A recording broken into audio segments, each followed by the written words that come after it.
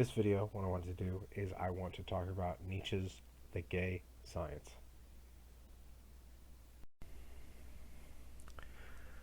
Hello everyone, and welcome to our next bit of Nietzsche's middle period. What we'll be doing here is we'll be taking a look at the gay science, die fröhliche Wissenschaft. I've said before, I think it'd be better translated in English today as like the happy knowledge, or the happy, I don't know, like almost the joyous craft of knowing. Because the terms today are maybe a little bit antiquated as to their original meaning, perhaps. And Nietzsche's doing just that. He wants to talk about what does it mean to go after knowledge in a way that produces joy. I think it's important to start out by making that proclamation, because, as I've said before, the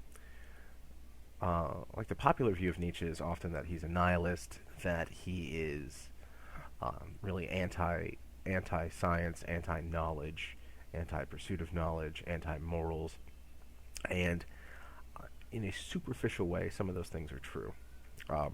It seems like he's against the modern conception of positivistic science.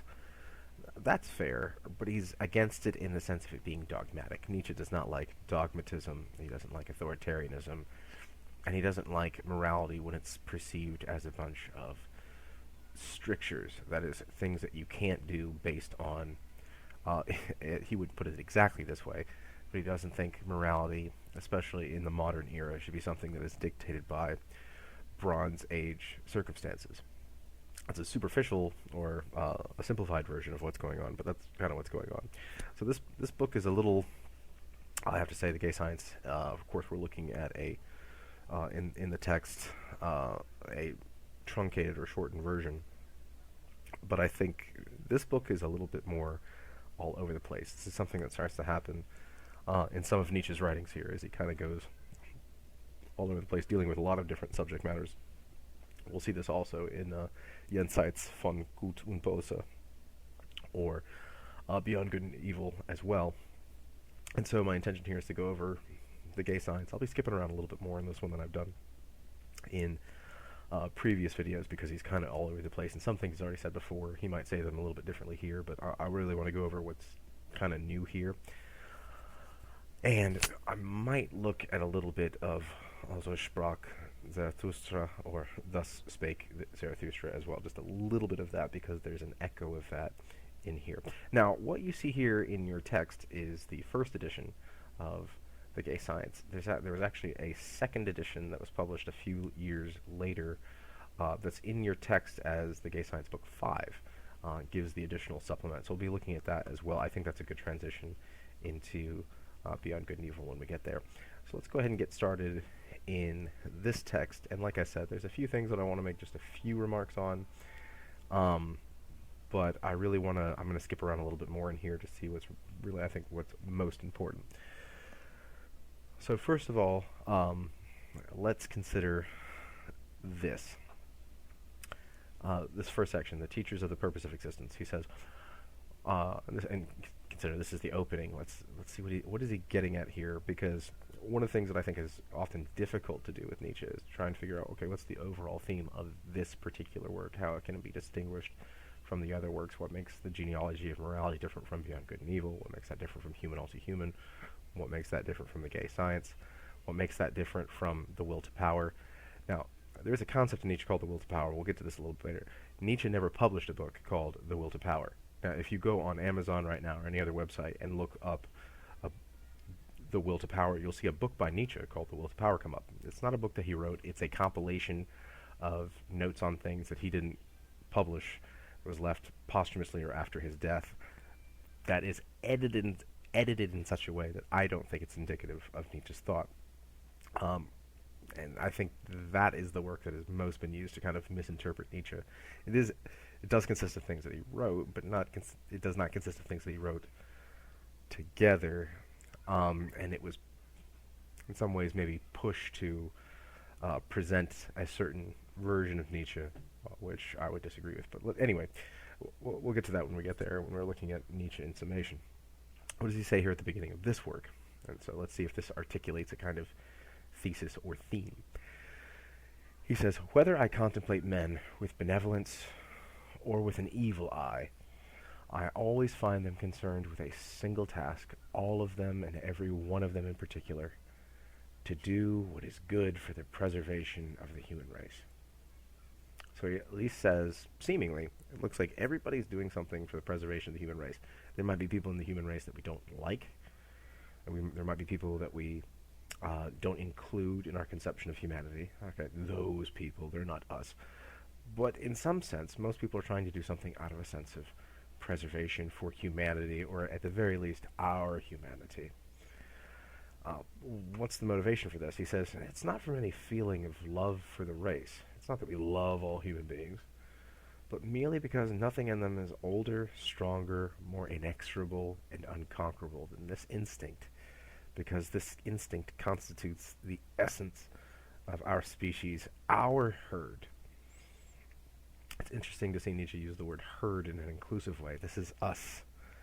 It is easy enough to divide our neighbors quickly with the usual myopia from a mere 5 paces away into useful and harmful, good and evil men. But in any large-scale accounting, when we reflect on the whole a little longer, we become suspicious of this neat division and finally abandon it.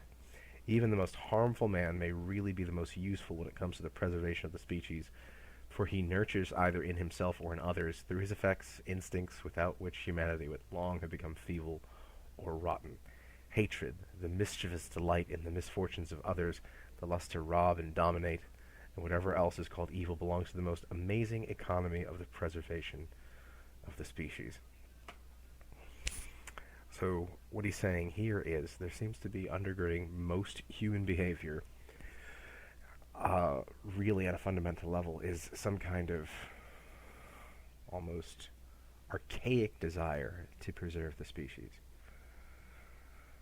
That is the human race. Okay, not just our own local civilization, or our own, as Sloterdijk would call it, our own immunosphere, but humanity at large. That's what underpins our desires. Maybe we could dispute that, but consider, for example, what is the Freud will talk about this too to some degree. What underpins, for example, sexual desire? At the end of the day, kind of the reason humans have sexual desire is ultimately for the propagation of the human race. Now, that doesn't mean it has to culminate in further propagation or reproduction in a formal sense. In fact, we spend a lot of energy often trying to negate the impulse itself. So human beings are quite sexual. We enjoy sex very much, but we do things to kind of negate the propagatory aspect today, often for, as Marx already pointed out, maybe for economic reasons. So whether that be various forms of preventative birth control, whether it be abortion, whether it is in the enjoyment of sexual acts which are inherently, or sexual acts or behaviors which are inherently non-reproductive. Nevertheless, the actual desire itself, even though there may be other aspects to it that involve intimacy, interpersonal communication, at a fundamental biological level, the function, the ergon of sexual desire is that propagation. Carrying on the race is what's undergirding the desire. If that biological impetus were not there, sexual desire simply would not exist. I say that as an example that Freud's going to enjoy thoroughly. But we talk about pursuits that we do. Why do we want to do the job that we want to have? Like if you're going to school right now because I want to have a degree where I make a bunch of money, and then I can make life better for my children than it was for me. Propagation of the human race. Okay, doing what's best for the love of the race, the preservation of it. There are even tasks where maybe something like a medical doctor, where someone wants to make a bunch of money. Like I'm going to be a doctor. I'm going to make as bunch of money as possible. There's still a sense in which a doctor is helping people, saving lives, even if they're doing it completely egotistically. Nietzsche is simply saying at this point that, and I want you to consider that as a theme. There's a lot more that he says here in this first section. I'm going to skip it, the remainder, so I can move on. But But he's at least saying at this point is that seems to be this desire to preserve the race. That seems to be something which, on some level, it need not be altruistic. He's not saying that, at a fundamental level, we love everybody. Not what Nietzsche's saying. But that we do things on an instinctual level to preserve the human race. Okay, sometimes whether we want to or not. There's even a sense in which bad guys do this. And to use a fictional example out of recent cultural achievements, consider the villain Thanos in Marvel films. Okay, he's the bad guy. What does he want to do with his snap? Okay, collecting all the Infinity Stones. One, spoilers, and two, if you don't know this, that's fine. But there's a villain in, it comes out of Marvel comics, but also in the Marvel films, which are a little bit more approachable. This character Thanos, he wants to acquire all these Infinity Stones. If he get them all together and put them into this gauntlet, and he snaps his fingers, half of the universe disappears. And everybody, all the good guys, are thinking, this is a terrible thing. How could he do this? We have to stop this. We have to go back in time to prevent it. There's all kinds of stuff that happens in the films to get to basically repeal this event from happening. But consider, even the way that it's presented in the films, Thanos' motivation is he's doing this to, granted we're not talking with just humans here, but to preserve the universe. His motivation is to go, listen, the universe as it is presently is unsustainable. If everybody just disappears, there won't be overpopulation, there won't be starvation. This is a good thing that I'm doing, and really a lot of Thanos' frustration is, why can't everybody else just see that what I'm doing here is good? I'm doing this to preserve and make things better for everybody. Yes, there'll be collateral damage on the way, but that's the function, that's the purpose. That's what Nietzsche's saying here. He's not invoking Thanos, obviously, but that's what Nietzsche's saying here about harmful men. Even much evil is done out of preservation. Now, I'm not going to go out of my way to make justifications for various dictators in history, but I am of a mind that some of the worst people in history, I think we can, I'll name names. I think so. People like Hitler or Pol Pot, Mao Zedong, much of the very obvious evil that they did, in their own minds, at the very least, was meant to be preservative, or to do what was good to preserve the human race, to do what was best for everyone. I'm not saying objectively it was, but I think in their heads that it was, so to speak. All right. So that seems to be the opening theme here. Consider that Nietzsche's saying, at least consider this. People do what they do out of a preservation for the human race. Okay? Now, where this is going to go is, what does that mean about what we do? The kinds of attitudes that we have. Like, are we living in accordance with that instinct or not to preserve life? Or are we going against it? Okay? Second section. Consider this. And let's see, I want to go to about here. Let's take a look at what he says here. So again, in this work especially, he really has kind of he's jumping around with a bunch of different themes, and often it seems like Nietzsche writes in almost a stream of consciousness kind of thought. Let's see what he says here. Second section, the intellectual conscience. I keep having the same experience. Keep resisting it every time. I do not want to believe it, although it is palpable, that you could feel it. The great majority of people lacks an intellectual consciousness. I keep think of Marx here. Remember talking about the lumpen proletariat. You know, there are some people out there that are just not class conscious. Humanity, humans are some of the most intelligent beings on the planet, but man, the stupidest of us are really, really stupid. He says some people lack an intellectual not consciousness, but conscience, in the sense of knowing right and wrong or something like that. They don't have a knack for this.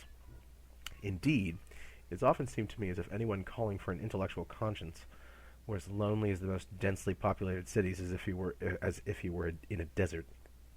Everybody looks at you with strange eyes and goes right on handling his scales, calling this good and that evil. Nobody even blushes when you intimate that their weights are underweight, nor do people feel outraged. They merely laugh at your doubts. I mean, the great majority of people does not consider it contemptible to believe this or that and to live accordingly without first having given themselves an account of the final and most certain reasons, pro and con, and without even troubling themselves about such reasons afterwards. The most gifted men and the noblest women still belong to this great majority. But what is good-heartedness, refinement, or genius to me when the person who has these virtues tolerates slack feelings in his faith and judgments, and when he does not account the desire for certainty as his inmost craving and deepest distress, as that which separates the higher human beings from the lower? What he's saying here is saying most people, when we talk about morality, Nietzsche's saying here, it seems to be the case that when we talk about morals and what's right and what's wrong, most of us end up defaulting to a notion of sentiment. Now, I think it's Adam Smith, who wrote a Scottish Enlightenment philosopher who had a book on moral sentiments. You can kind of see this in Hume talking about custom. That is David Hume, also a Scottish Enlightenment philosopher. What he's saying here is this. It seems like most people with morals, people have strong convictions on morals. That this is right or this is wrong. Look how masterfully people, even on social media, talk about morality. This was the wrong thing to do. Okay, or this was the right thing to do. Okay, press them on it. What makes it wrong? Okay, if somebody did something wrong, what makes it wrong? Well, it's just wrong. And you will never see people invoke more the notion of it's self-evident or it's obvious than when it comes to moral claims. Now, the thing is with moral claims is they're far more difficult to demonstrate than, say, mathematical claims. This is why Spinoza wrote his book Ethics, trying to make it look like mathematics, when I talked about in Lecture 2 earlier this semester.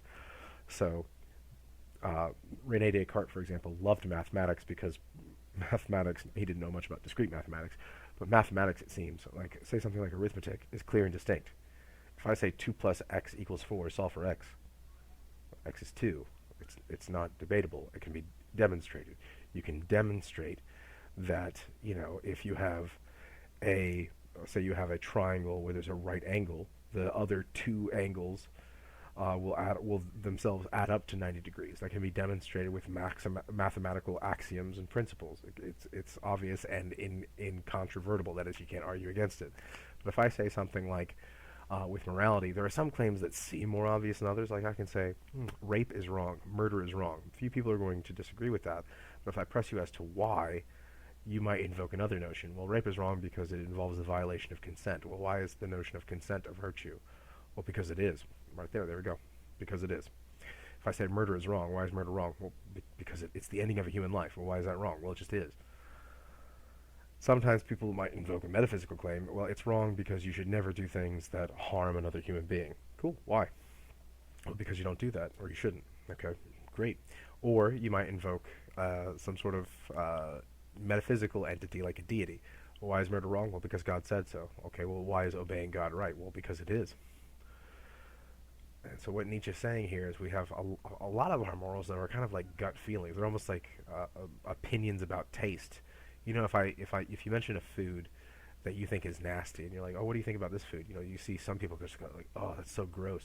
How can people eat that? And really, it's the same kind of revulsion and approbation, like revulsion or reprobation, bad, approbation, good. So when we like something, we're like, yeah, that's awesome. I'm glad you like that too.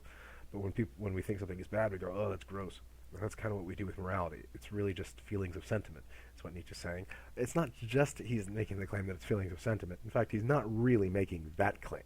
The claim that he's making is that people act on a great moral conviction often, but don't explore it any further. They don't investigate as to, okay, well, why do we think that way? They don't ask themselves about reasons. They just go into the great majority. We all just kind of buy into the system of morality we have, and we go off that.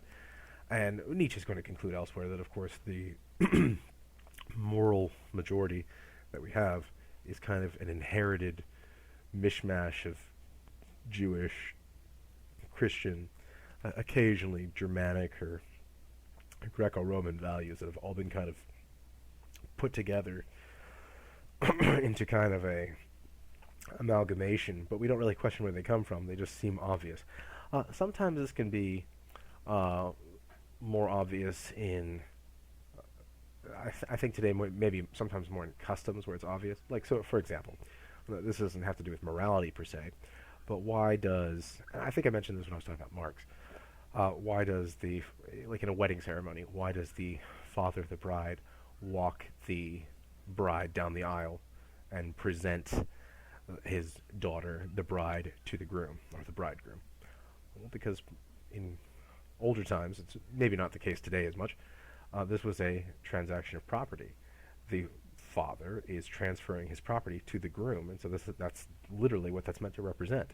Okay, now that's what it used to represent. I'm not saying that it always represents that today, but that's where it comes from. It's a holdover. So, but today, you might think, oh, that's antiquated, that's stupid, that's not what it means to me, but you might still do the exact same thing in your wedding anyway, even though it doesn't mean that to you. Morality often has the same kind of circumstance today, where it might not have the same imbued meaning as it did for people in the past. We just kind of follow it along anyway because it's a tradition. It's kind of an argumentum ad antiquitatem. Well, we've been doing it this way. Why rock the boat? Like, yeah, sure, maybe it doesn't have the same meaning for me today. Maybe I believe that murder is wrong because God said so, but I don't think he's going to strike me with a lightning bolt or something like that, or condemn me to hell for it. Maybe you don't believe those things, but we kind of inherit a lot of the way that we do things in an unreflective, unquestioning way. We just kind of inherit it.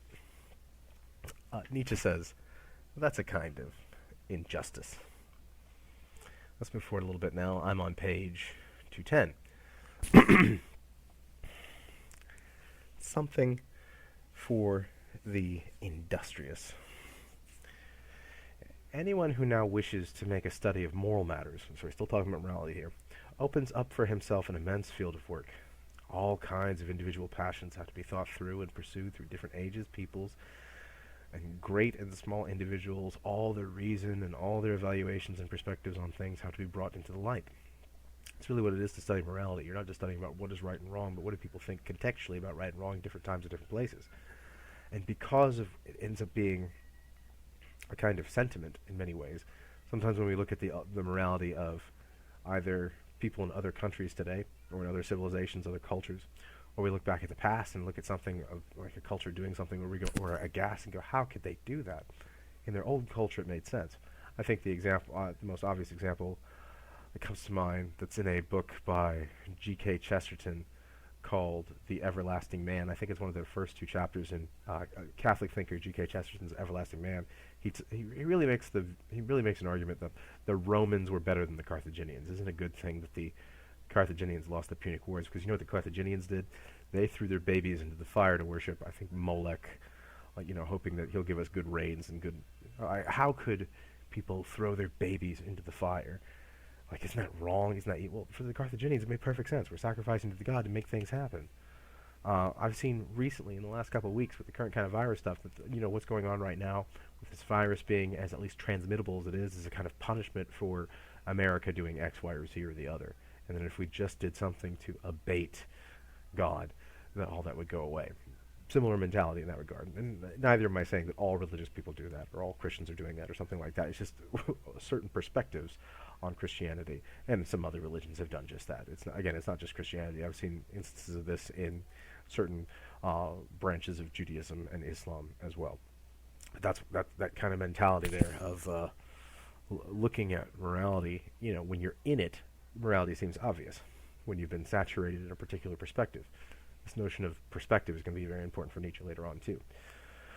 But let's take a look at this. When he says, when you think about all kinds of individual passions have to be thought through and pursued through different ages, peoples, and great and small individuals, all the reason and all their valuations and perspectives on things have to be brought into the light. So far, all that has given color to existence still lacks a history. Where could you find a history of love, of avarice, of envy, of conscience, of pious respect for tradition, or of cruelty? Even a comparative history of law, or at least of punishment, is so far lacking completely in the time he's writing. It's been the focus following Nietzsche. There have been things like this. You might see a book today called like A History of Love, or a history like Michel Foucault, very much a Nietzschean in many ways, wrote a book called The History of Madness, talking about the history of the notion of mental illness. You're going to see history of maybe nations and stuff like that. You're not going to see history of concepts. You could see that today. Because of Nietzsche, but he's saying these kinds of things don't exist. You're not going to read a book called The History of Cruelty in 1880, a history of love, a history of greed. You're not going to see it. Has anyone made a study of different ways of dividing up the day, or of the consequences of a regular schedule of work or festivals and rest? What is known of the moral effects of different foods? Is there a philosophy of nutrition? Today there is. Has the dialectic of marriage and friendship ever been explicated? Have the manners of scholars, of businessmen, artists, or artisans have they been studied through thought about? There is so much in them to think about. Whatever men have so far viewed as the conditions of their existence, a Kantian question, and all the reason, passion, and superstition involved in such a view, has this been researched exhaustively? Not at the time Nietzsche's talking about. So what Nietzsche's saying there is, often we find ourselves in particular situations, and when we find ourselves in a situation, we end up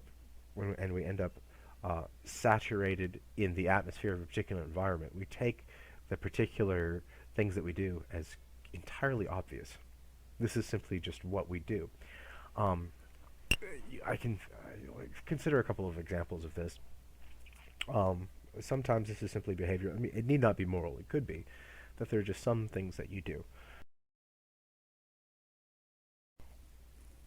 For example, it might be, I know there are some households where you don't wear shoes in the house. So, if you, like, I grew up where everybody just wears their shoes in the house. Like, you get home, everybody just keeps their shoes on. The only time you might take them off is, you stepped in mud, you're going to drop them off at the front door, you stepped in some dog feces outside, you might take your shoes off. But I remember being little up in, where I grew up in Connecticut, where there were some households, I would go to a friend's house, and I'd walk in with my shoes on, and, take a couple steps into the house, and they're like, "Whoa, what are you doing? Take those off. Those go by the front door." And that was just considered morally reprehensible. And honestly, that makes sense to me, because you step in a lot of stuff during the day, and you end up just tracking germs and nonsense out throughout the house. And you take your shoes off, and like I said, if you're in a household where you do take your shoes off, or you're in a household where you don't, both those things seem obviously normal, and then they become, when things are normalized, they become kind of moralized. That's what you should do. Now, this is a mundane example that I'm using, but it's an example where just that when something becomes normal, you think of that's what you should do. Like, I know in my own household, the way the way I load the dishwasher is not just the way I do it in terms of normalcy, but it's the way that you should do it. And then it ends up becoming a household matter in terms of, why are you putting this in here this way? Why are you doing it that way? That's the wrong way to do it. What are you doing? Mundane examples, but if you extend this to moral claims, it often ends up being the same kind of thing. We don't do that because that's not what we do. Why? Well, because that's what we do. There's not really a history to it, per se. There's simply a familiarity to it, and that's why we end up doing that which we do. Think about this as it applies to moral claims. Right. Let's move on a little bit to section 58. So now we're moving on a bit into book 2. Again, the original has books 1 through 4. Section 58, page 213. Only as creators. And this ties into Nietzsche's kind of, Jacques Derrida is going to come up with the notion of deconstruction in the 20th century. This is not quite there, but deconstructing what we do, dismantling what we do, and analyzing it and thinking about it. Listen what Nietzsche says here, because often, again, Nietzsche gets critiqued as someone, all he wants to do is dismantle, all he wants to do is destroy, he wants to tear down the old. Even Descartes kind of channeled that in his first meditation. Let's raise everything to the ground and start over. Well, how do you destroy? Only as creators. Nietzsche says this: "This has given me the greatest trouble, and still does, to realize that what things are called is incomparably more important than what they are." This is going to be another claim that's important for Nietzsche. Think about our notion of truth. The words that we use for things as opposed to the things themselves. The concepts that we use for things as opposed to the things themselves the Ding an sich. All right, as Kant talked about. He says, the reputation, name, and appearance, the usual measure and weight of a thing, what it counts for, originally almost always wrong and arbitrary, thrown over things like a dress, and altogether foreign to their nature and even to their skin. All this grows from generation unto generation, merely because people believe in it, until it gradually grows to be part of the thing and turns into its very body, the thing that it is. When it first was appearance, becomes in the end almost invariably the essence and is effective as such. How foolish it would be to suppose that one only needs to point out this origin and this misty shroud of delusion in order to destroy the world that counts for the real. What Nietzsche is saying at this point is so much of what we think about things is a kind of embellishment that has been applied almost like a coat of paint, where we take the coat of paint as the real, as what something is. And so we imbue things with meaning over time. So something might have an initially mundane meaning, but then we continue to lavish elements of meaning upon something to where the symbol of what it means is almost more important than the thing itself, or it means something above what it is, that it becomes more important than what they are. So consider this, for example, I'll say this in like religious imagery, and I'm not trying to critique religious imagery when I say this, but let's take, for an example from Christianity, let's talk about the concept of blood. Okay, so what is blood? Well, blood happens to be, a combination of various substances in the body, in a part of the circulatory system. You've got red blood cells, you got white blood cells, you got platelets. It happens to be that which transmits, it circulates oxygen throughout the body, and that's what blood is in terms of a very ad hoc scientific definition. That's what it is. You've got your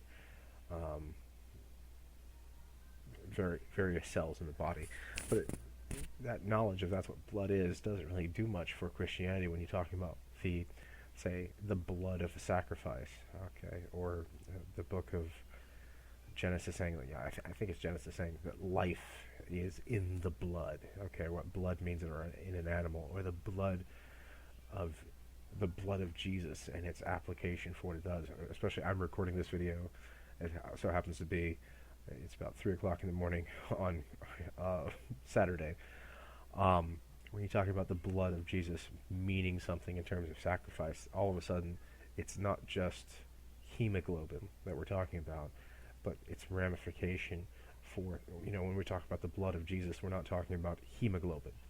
We're not talking about red blood cells. We're not talking about platelets.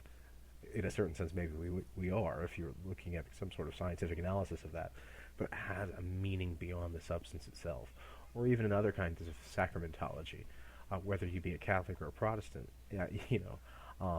Catholics would say that the bread and wine in the Eucharist transubstantiates into the Corpus Christi et Sanguinus Christi, into the body and blood of Jesus Christ himself. And even if one's a Protestant and says, no, it doesn't do that, but it signifies this, or if you're a Baptist, it represents this in some kind of way. Even in those instances, you're still talking about a substance and a meaning above its mundane description. It means something more than that. Or consider the veneration of other objects, like say something you might think like the American flag. It's a piece of fabric. It's stitched together in various colors in a certain kind of combination. Once you put them in a kind of combination, it might invoke a kind of meaning where it has a kind of it deserves a kind of really almost reverence, very similar to religious reverence. It's no longer the thing that it is. It's no longer the substance. It means more than the sum of its parts. So Nietzsche's at least saying this, that there's so many of the things that we deal with, it's not just the thing that we're talking about. We mean something more that we've embellished onto it. That's the nature of a lot of our words. So when we talk about something like justice or democracy or republicanism, even these more abstract concepts, or love. We're not simply talking about the words. When we say love, we don't just mean, oh, I like you, or some kind of affection like that. But it means so much more.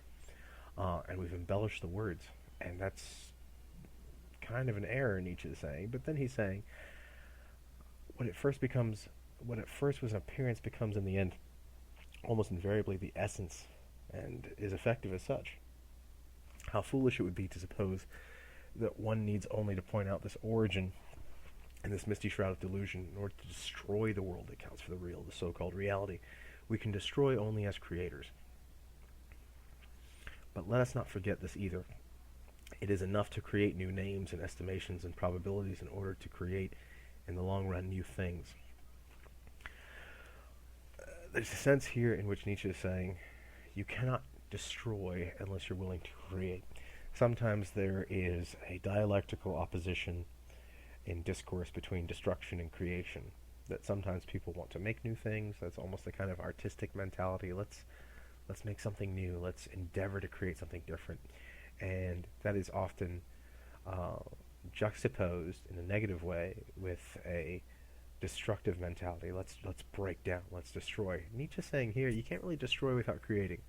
You can't really tear down. Like, in other words, if you're going to... there's a sense in which here, in a crude way, this is not what Nietzsche's saying exactly, but if you're going to tear something down and critique something, what are you offering up in its stead? And there should be a sense in which this new mentality that he's been getting at, this gay science, this happy art of knowledge, if you're going to do it, if you're going to tear down the old, be ready to replace it with something. Don't just tear down. And I think this is where Nietzsche often gets misinterpreted as someone who's saying, oh, question everything in the sense of destroying it down. Someone says something like, I believe in this. Well, you're stupid. Nietzsche's not saying that. If you're going to tear down, create in so doing. That destruction ought not occur without creation. And that's going to take a new kind of mentality. It can't be a lazy just criticizing everything. I know that's often philosophers get described. That philosophers are often just, oh, you said this, well, you're wrong. It cannot just be about saying that things are wrong. A human being cannot live just saying, oh, here's where you're mistaken. Well, what are you doing about it? If you're going to also state that there's a problem, what are you doing to fix it? What are you doing to replace it? Do something. Don't just react. Act, and act boldly, is what Nietzsche is getting at here. Let's move on further. Page 215. Section 78. What should win our gratitude? What is gratitude? Thankfulness. It's related to the Latin gratia, the Spanish gracias. Listen to what he says here about gratitude.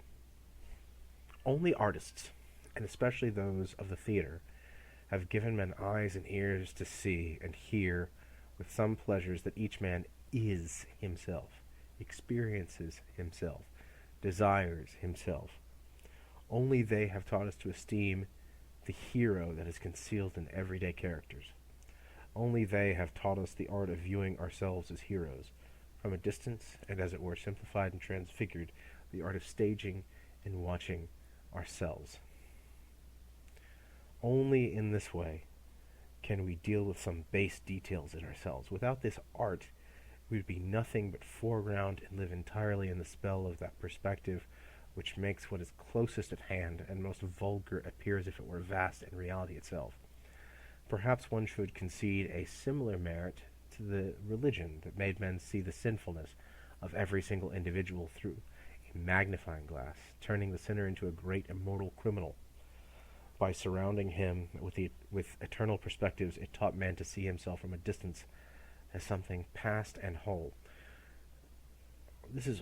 Now this last part is here a bit of a critique of religion, but it's almost being impressed by religion in a certain kind of way, that what religion does, and I think he has Christianity especially here in mind, is Christianity, and especially the Judaic component of Christianity, that is the Christian absorption and assimilation and reappropriation of, say, the Old Testament or the Hebrew Bible, has a lot of narrative. So if you read the book of Genesis, for example, Bereshit, especially in a Christian context, there are obviously Judaic, Jewish, Talmudic, rabbinical interpretations of Genesis. But the Christian interpretation of a book like Genesis, which is mostly narrative, yeah, you got the first 11 chapters that are about kind of prehistory, in the beginning God created the heavens and the earth. You've got Cain and Abel, you've got Seth, you've got Noah. There's a lot of big epic stories in the beginning. But then once you get to chapter 12 and you start talking about Abraham, you're really just looking at the mundane lives of people. Like, they couldn't eat today. There was a famine in the land. It didn't rain. There's a lot of narrative like that. You can see that in Exodus. You can see it in parts of Numbers. You can see it in Joshua, Judges, First and Second Kings, First and Second Samuel, which is before First and Second Kings. A lot of narrative, and strangely, narrative without too much moral supplement. It'll just say this person did this. It won't often say it was bad. Sometimes it does, like what this person did was evil in the sight of the Lord, or something like that. But often it doesn't. So, for example, when Judah's, that is, Judah gets renamed to Israel. When Judah, when the children of Isaac, excuse me, no, it is the children of Israel, end up slaughtering a town, basically for the rape of Dinah, and some of them get together, they get the whole village to circumcise themselves, and then they go in and kill everybody. There's not really a comment in the Genesis narrative about, oh, this is bad. It just happens, and we're kind of left to conclude this or that. Well, sometimes these stories are meant to evoke a kind of, what would you do in this situation? I think I've mentioned this before, too. Some stories, like, say, the story of King David. David went up against a giant, Goliath, and he fought him, and he defeated him because he had the strength of the Lord. Okay, cool. Are you a David? What are the giants in your life? And that might be kind of a ridiculous way of looking at it, some people would think, and maybe it is. But the stories sometimes have a way of making us put ourselves in that situation. What would we do?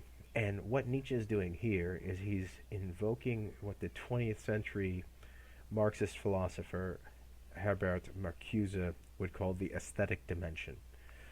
That and consider this, like, now here he has in mind like actors on a stage, because obviously Nietzsche does not have access to Netflix or HBO, obviously, but that there's a certain sense in which narrative, dramatic narrative, maybe even comedic narrative, can make us think about things in a way that other mediums cannot. Seeing characters go through something can teach us something that someone merely telling you, hey, you shouldn't do that, or redemption is good, or this act would be bad. That stories can show us things in a way that other mediums cannot, and we need to be grateful for that. I think of right now, like recently, and I don't want to go on a political tirade. Some people were wondering, with the current pandemic and the current bill, or the most recent bill, where, the stimulus package, where people are getting checks and businesses are getting checks. Some people were wondering, well, why is so much money going to the arts? People were complaining, why is money going to artists and paying for the National Endowment of the Arts and public media and things like that? Well, not that all of it's public media, but probably right now, I'd imagine during this pandemic, you are watching a lot of Netflix, watching a lot of Hulu, watching a lot of Amazon Prime, maybe HBO, maybe playing video games, maybe listening to, or having the freedom to listen to more music. So you are partaking of a lot more art right now because that's what's available, and that's why it's important. Music can make you feel things that you didn't feel before. And music and narrative, so watching television, watching movies, can even get you to think in certain ways that you didn't think before. Not that everything is, I'm not saying that every film is intellectual or every television show is intellectual, but sometimes movies and television and music can get you to think about things that you didn't think about before, and that's at least a knack of the artist, where they can get into your head in different ways. We need to be grateful for that they can teach us the art to ourselves. Like I grew up as a kid living with Star Wars, and there's a lot of sense in which Star Wars can be stupid. But I grew up, when I was a little kid, I wanted to be Luke Skywalker. He was a Jedi. He defended truth, and I kind of conflate these things. Superman, he fights for truth, justice, and the American way. Not that I endorse every jot and tittle of the Superman mythos today, or Batman, he's getting it justice. But Luke Skywalker, Batman, Superman, like all the superheroes and that kind of stuff, like they're all getting it. Be good. Now we can stop and take a look back and say, are these people really good? That's a philosophical question. But these characters, are they doing what's good? I want to be like that person. Sometimes there's a sense in which we look at the bad guys today and think, they're cool, like Darth Vader's cool. But even still, we can analyze characters and think about them like, would I want to be like this? Or what would I do in this situation? And so art has a way to communicate to us, not just paintings. I'll say 5 centuries ago, I think often paintings of scenarios. And so if you go back to about the year 1500 before, you won't see any landscape paintings. You only see depictions of something from mythology or religious depictions. Okay, so it might be, a goddess bursting forth from the head of Zeus. It might be the Pietà, Mary holding the body of Jesus. You might see depictions like that evoke our pathos, but they're meant to kind of evoke a kind of thoughtfulness. Like, what does this make you feel? What does this make you think? And that's what if I may, that's what I think good art does. And Nietzsche agrees here. Like, think about this. Art, and again, he doesn't have television or film in mind, but I think he would if he lived today, because he's thinking about opera and plays here. Art evokes something in us, a thoughtfulness about, we watch the characters on the stage, watch what the characters do. What would we do if we were this character? Can you believe this person is doing this? How does that make us feel? It causes us to kind of critique ourselves in a way which we couldn't otherwise. And that's its power and its allure and why we ought to be grateful, according to Nietzsche. All right? Let's move forward a little bit more, where he echoes this again, section 107 on page 218.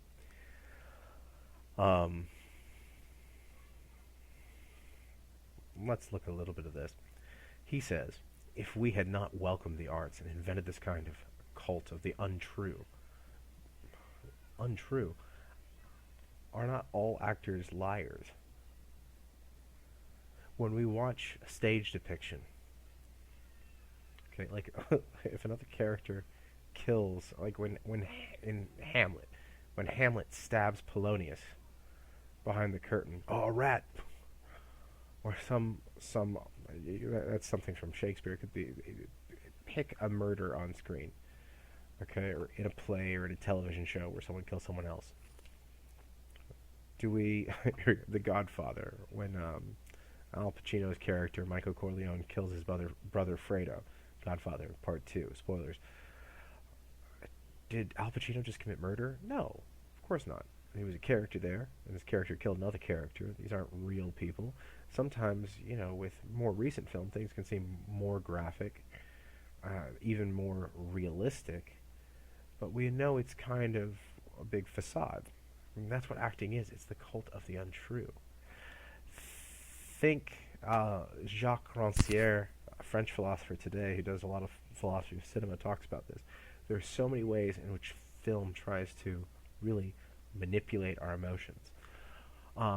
My favorite example of this is take any horror film. I'm not a big fan of the horror genre, but take any horror film, watch it on mute. Like, turn the sound off. It becomes a lot less scary, because so much of horror is in the sound design, whether it be the squirting of blood, or the music pumping, or the sound of, I think of the old, like, Friday the 13th films with Jason Voorhees,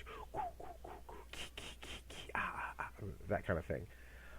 Or it could be something majestic, like I've mentioned Star Wars before. The heroes are running somewhere and it's going da-da-da-da-da-da-da-da. Watch it on mute. It becomes a lot less majestic, because all that stuff in film is attempting to manipulate your emotions. Where I'll say this before, where I've seen this most evidently, especially in animation, is, say, like a film like the 1994 original version of Disney's Lion King. A scene that always gets me, because I saw it when I was very young, is where, and if you haven't seen this, again, spoilers, Simba's in like a ravine. These wildebeest chase him. His father Mufasa goes down there to save him. Mufasa, being betrayed by his brother Scar, ends up dying. And there's a scene where Simba, the young lion cub who's Mufasa's son, tries to wake up his dead father. He goes up to Mufasa and is like, "Dad, wake up. Dad, Dad." Now, if you look at the scene, watch it on mute. It's fairly easy to just watch it. Like, okay, like he can't wake up his dad. That's sad, I guess. Watch that scene with the music and the voices trembling. "Dad, wake up!" And the Hans Zimmer's score playing with your emotions to make you want to feel sad. It's much more emotive. This is the cult of the untrue. This is why Plato didn't like acting. Okay, because Plato was all about what's real, like what's really real is what's beyond. And Plato said, this world itself is kind of fake, and so acting is kind of faking what's already fake anyway. So that's why art is bad. Until Plato was dying, and he wanted someone to play music for him to get his emotions flowing. But art is the cult of the untrue. It takes what's kind of maybe based in reality, but it's fake, and wants us to feel things. Meant to, like, the purpose of art is to conjure emotions. You might listen to, I don't know about you, I listen to certain music in certain situations. I'm going to the gym, I'm going to listen to certain music that gets me pumped. Sometimes when I'm feeling sad, I want to listen to music that makes me feel more sad. What's it doing? It's just various vibrations of sound. Cult of the untrue. The feelings are not real, they're manufactured. But Nietzsche's saying this is a good thing. Like, arts are awesome. They get us to feel things. There's a power in that. So he says, we've invented, this is a human invention. Other animals are not doing the arts. You're not going to stumble upon a group of macaque monkeys having a passion play. It's just not going to happen. Human beings do this, and he says, from this cult of the untrue, then the realization of general untruth and the mendaciousness that now comes to us through science, knowledge, Wissenschaft, the realization that delusion and error are conditions of human knowledge and sensation would be utterly unbearable. Honesty would lead to nausea and suicide. But now there is a counterforce against our honesty that helps us to avoid such consequences. Art as the goodwill to appearance. We do not always keep our eyes from rounding off something and, as it were, finishing the poem. And then there's no longer eternal imperfection that we carry across the river of becoming. Then we have the sense of carrying a goddess and feel proud and childlike as we perform the service. As an aesthetic phenomenon, existence is still bearable for us, and art furnishes us with eyes and hands, and above all the good conscience to be able to turn ourselves into such a phenomenon. At times we need a rest from ourselves by looking down upon ourselves from an artistic distance, laughing over ourselves or weeping over ourselves. So here, it could be drama or comedy. I don't know. Sometimes I watch comedy with someone else, and then someone makes a joke, and I go to my friend or my partner or my children, "That's you." Like this joke they just made, that refers to you. Oh man, I'm so like that when I hear someone tell a joke. I might be listening to a comedy special, kind of art. Might be watching a movie, like, oh, I've done things like that the character did that were bad, or I've done like stuff like this character is good, or it might even be a stupid movie or television show. We think like, there's a point here being made, it resonates with us. I can think of episodes of South Park that I've seen where I'm like, oh, this has significance. This is a stupid show, it is a stupid medium, but man, it's making a point here. That's what Nietzsche's saying. And if this can do this, think more about what science does. Like, what's it teaching us? Is it manipulating us in the same kind of way? That's one thing he's saying. Really, his focus here is on how art helps us process ourselves. And that we would be far less reflective as human beings if we didn't have great art. Even bad art. Bad art is in a certain way good. Like, you pick up a Harlequin novel at the dollar store, it might be terrible, but it still might end up having bits of reflection that we wouldn't get from just our stream of self-consciousness. And that's why I think, I have colleagues and others who think that the artistic is kind of a waste of time. Music, oh, what's the point? Okay, and sometimes you get different divisions. Oh, classical music's good. Classical music is a meaningless concept. What do you mean? Do you mean Baroque? Do you mean Romantic? Do you mean Expressionist? Or like, what do you mean? Like, we just put a lump all. If it's got symphony or pianos in it, we call it classical music. So much of a plethora of variety there. Or whether it be, or same thing with rock music or rap music. Those are meaningless terms. So much more going on there. And it's not just like, does it make you feel something? That's important too. But what is it attempting to evoke? Does it make you think differently? I think music can communicate this greatly. So whether it be lyrical, it need not be lyrical. It sometimes can be. One of the things I think is great about music, it can just be sounds without lyrics. It can evoke so much power in us and make us think. Can make us weep. Can make us laugh. That's music. That is just music alone. Add other elements: drama, television, film. Can they make us think? Can they make us feel? Another one. Can they make us do? Can you watch a film and go, because I saw this film, I'm going to do this. I'm going to change my life. Are there any life-changing films? Novels? Plays? The aesthetic phenomenon, he says, makes existence bearable for us. Like I said, or kind of implied, I know some people that think entertainment is kind of, that's an accessory to life. It's not something that we should do. Nietzsche's telling us it should be front and center. That it's not, entertainment is not just some kind of laughable escape that's kind of peripheral to the rest of our lives. Okay, like an elective. It's good for us. It has a kind of catharsis, and I'm a full believer in this. Like, I'm someone who, I spend a lot of my time reading philosophical literature. I think it's important. I enjoy it. I don't as a philosopher even, I don't recommend it for everyone. Like, I like it, but I don't think everyone else necessarily should. But where I think I share the most with people is talking about, like, and this is where I made a lot of my connections when I was younger. Like, what kind of music do you like? And you make friends with people who like the same music, who like the same TV shows, who like the same movies, who like the same video games. I think video games are a form of art. And I don't just mean the recent stuff. I mean, even going way back, like, it might be rudimentary. There's a certain sense of enjoyment, like, like even early competitive games, like Pong, okay, or even Super Mario. Like, there's not a lot of drama going on in Super Mario, but hey, this is enjoyable. Have you played this? Like, and you're trying to accomplish something with other people. Like, we're all trying to be this little plumber jumping across stuff together. There's a unity in that. Even at the stuff that seems the most stupid or irrelevant, there's a goodness in that.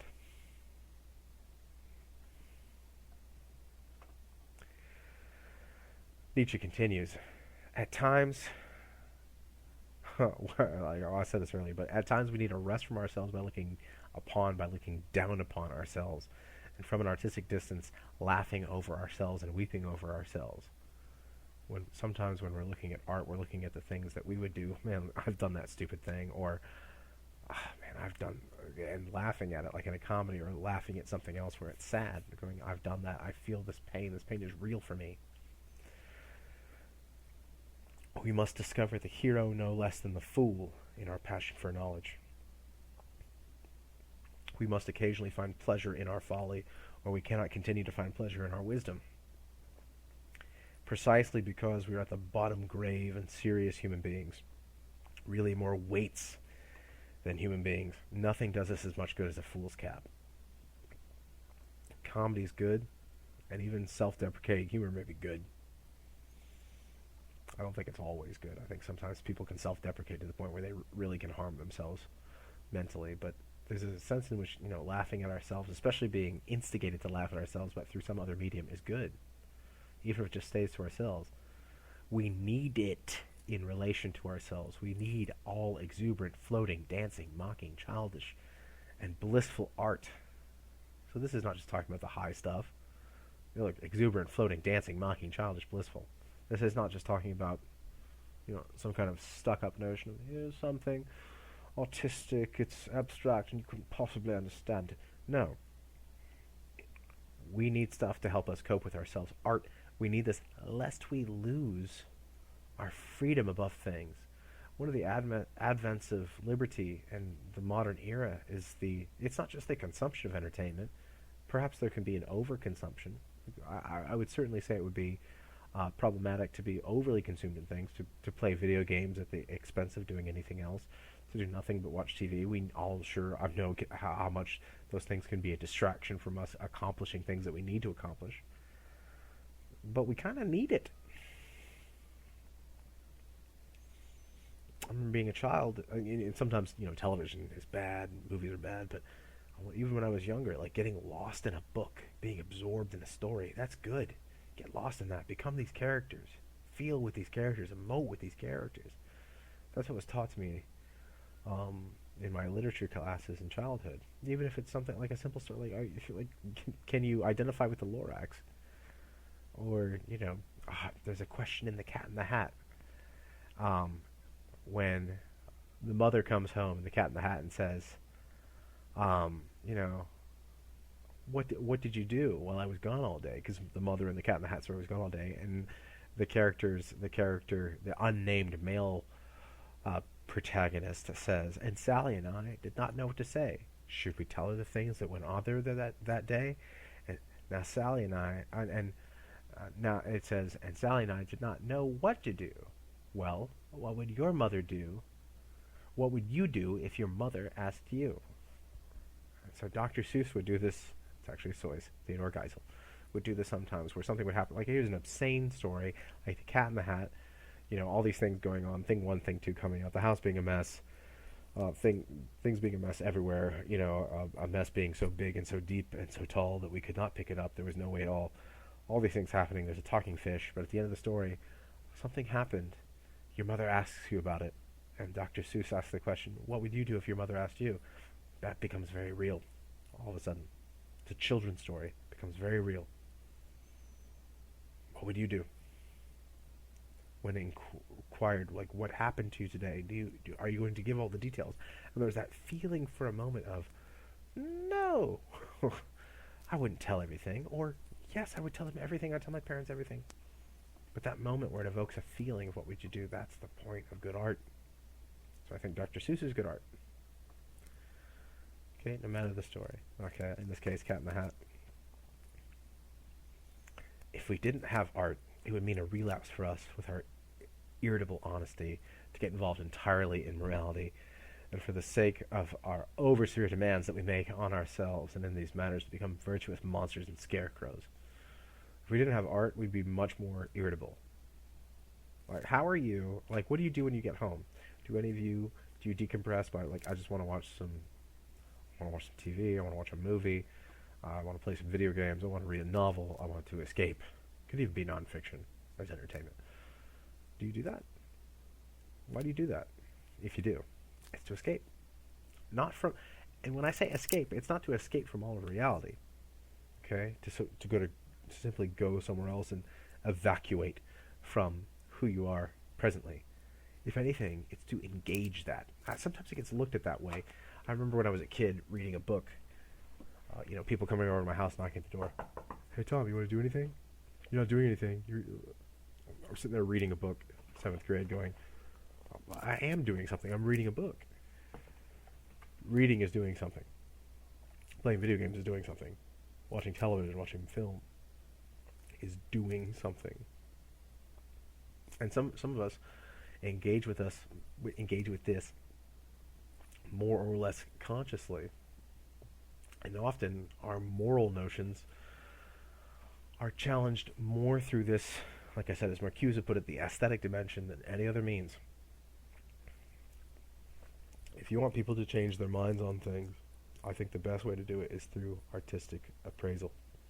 I don't just mean saying, like, oh, this is a good painting or something like that. We learn through this because we let our guard down, we feel with characters, and we think, what would we do in this situation? Okay, with narrative.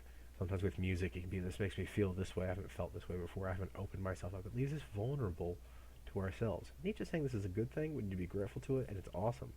And this is a particularly human phenomenon. It's also evoking the Dionysian, and this is very much a part of life. This is what it means to live, is to appreciate art in this way. Get into some music, get into some drama, get into some comedy. This is what life is about. Not wholly, it's wholly with a W, but this is part of what it's about. Okay, next bit here, I want to get into a bit of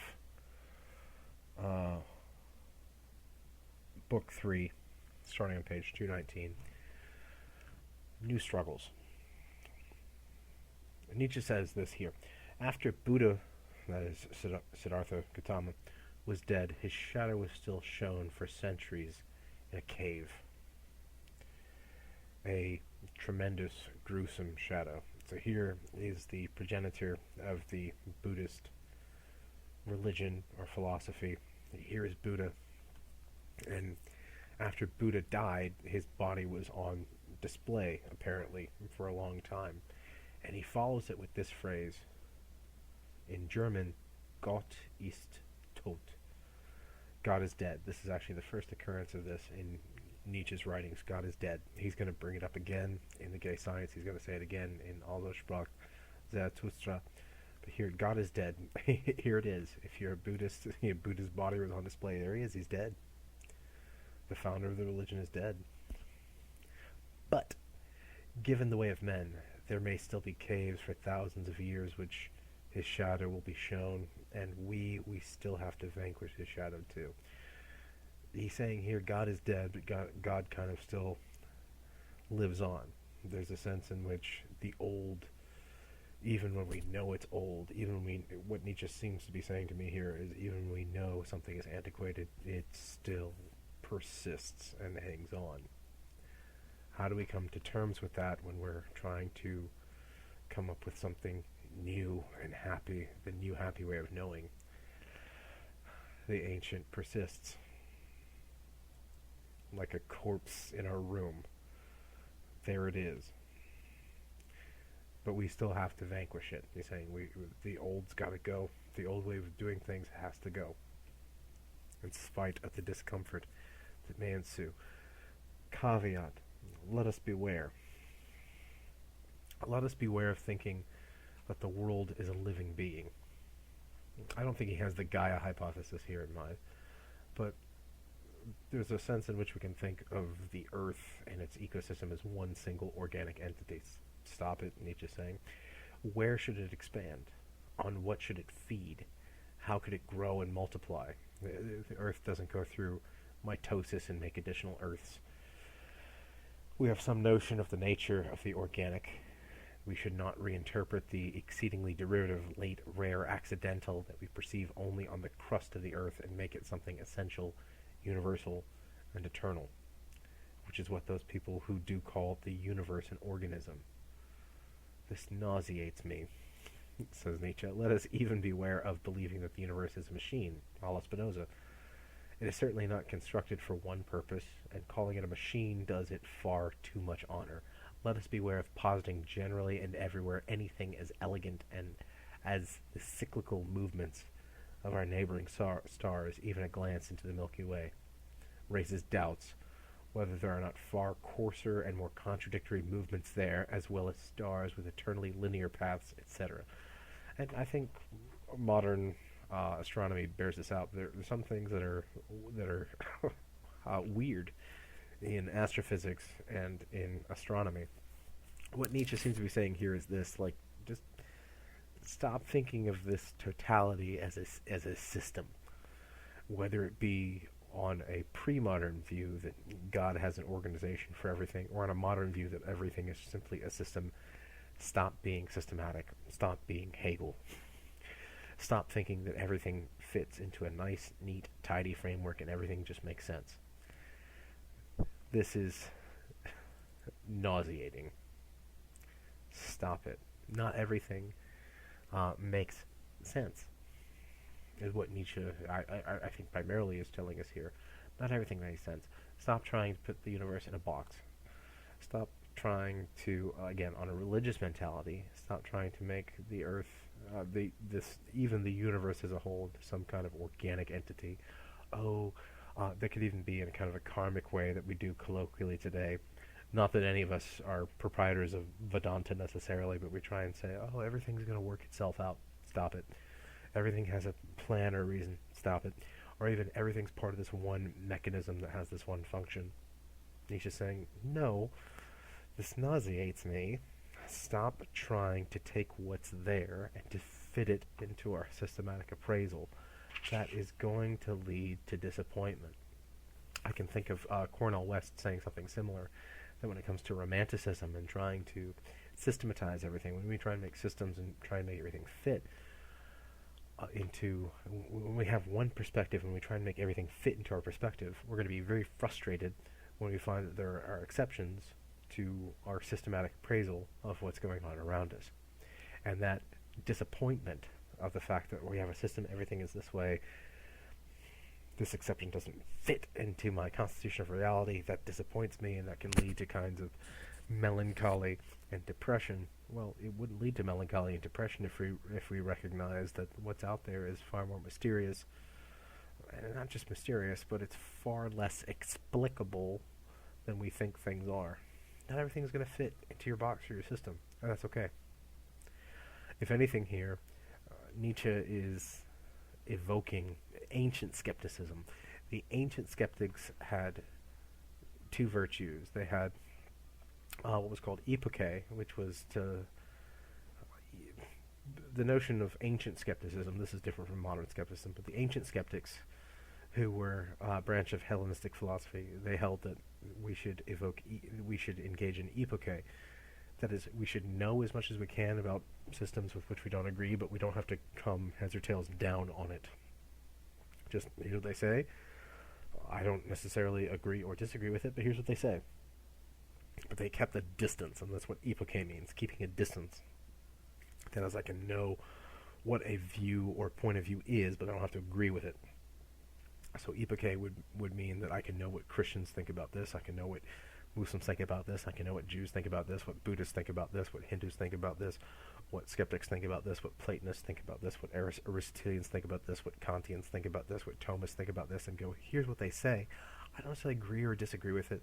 I can keep that my judgment of whether it's true or not at a distance. Here's at least what they say. I think that's important in philosophy, to be able to have a kind of a distance, to be able to say, here's what a view is, without having to agree or disagree with it, having to subscribe or unsubscribe to it, just simply say, here's what these people say. I think it's an important philosophical skill. But also, they had a virtue as well of not just keeping a distance, but also a virtue of being content with that. The fact that I you know what, I don't know everything, and they called that, the Greeks called that ataraxia, to go, oh, you know what, I don't know everything, I'm not going to know everything, and I'm not disturbed by that. That's what ataraxia is, to go, what is there out there? I don't know, but it's not going to make me not sleep at night. That's ataraxia. Don't engage too easily in putting money down on a system of thought.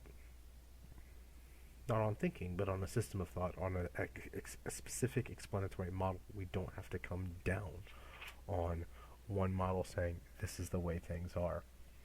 Okay, let's move on to 22.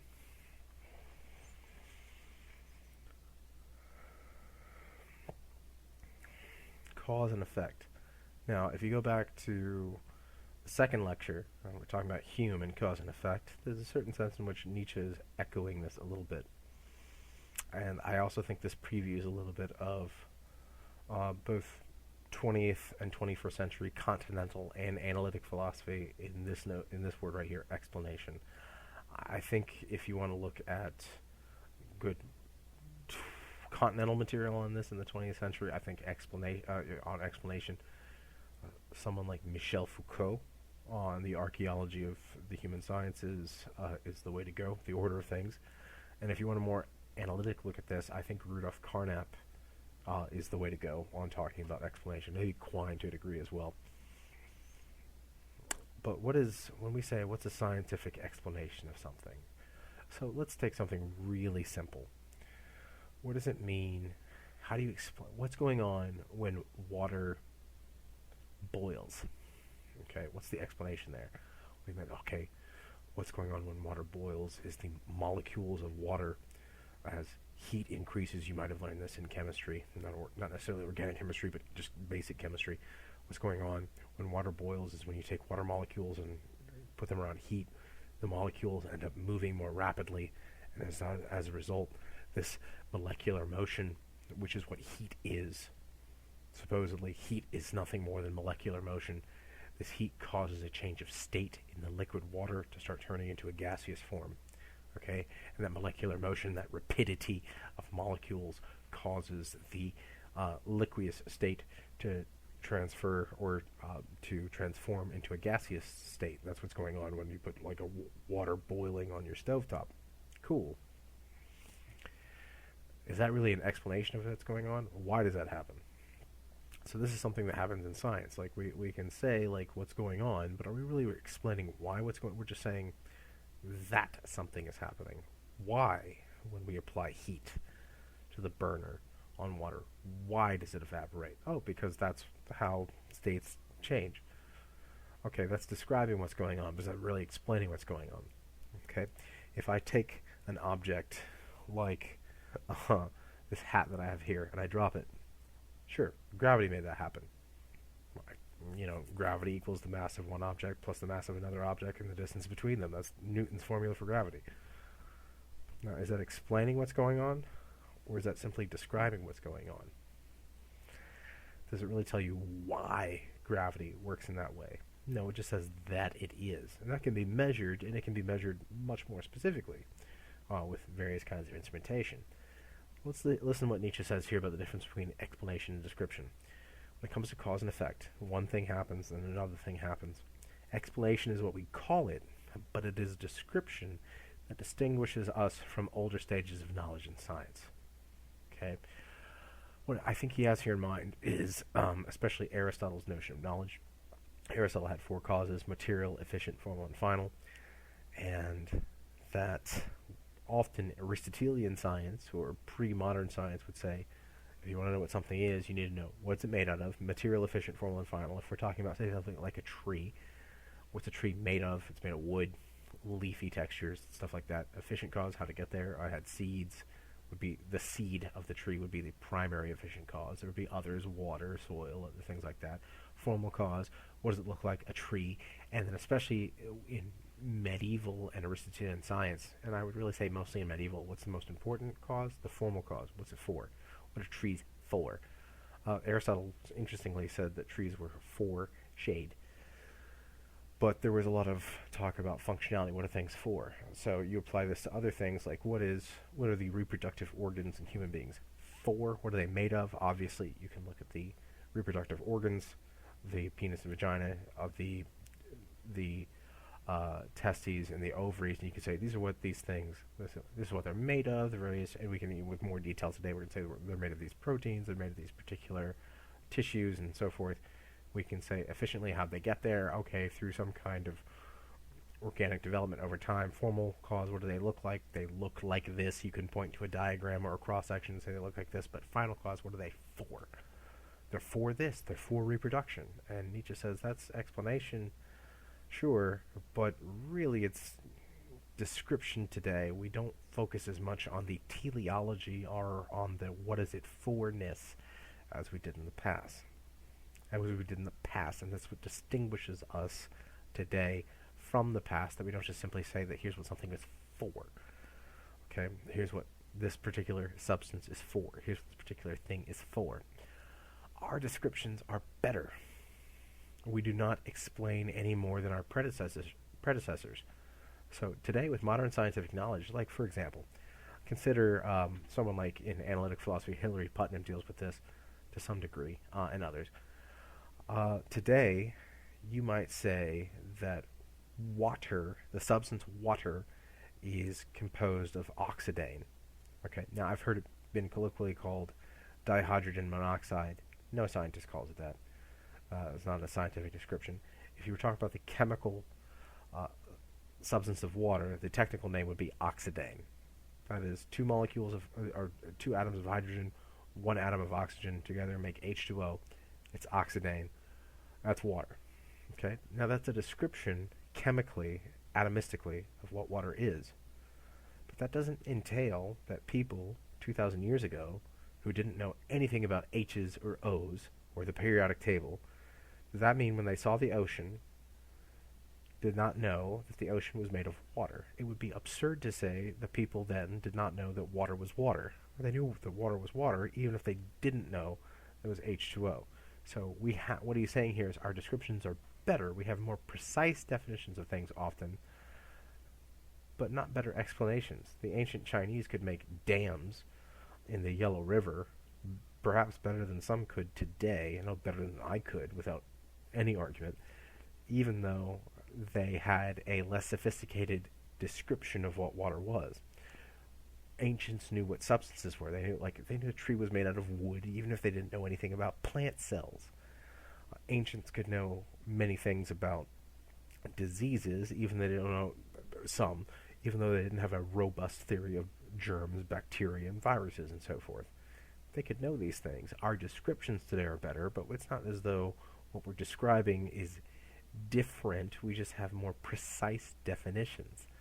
Ancient people, for like say the Iron Age, is different from the Bronze Age because ancients knew they could make different kind of metallic alloys.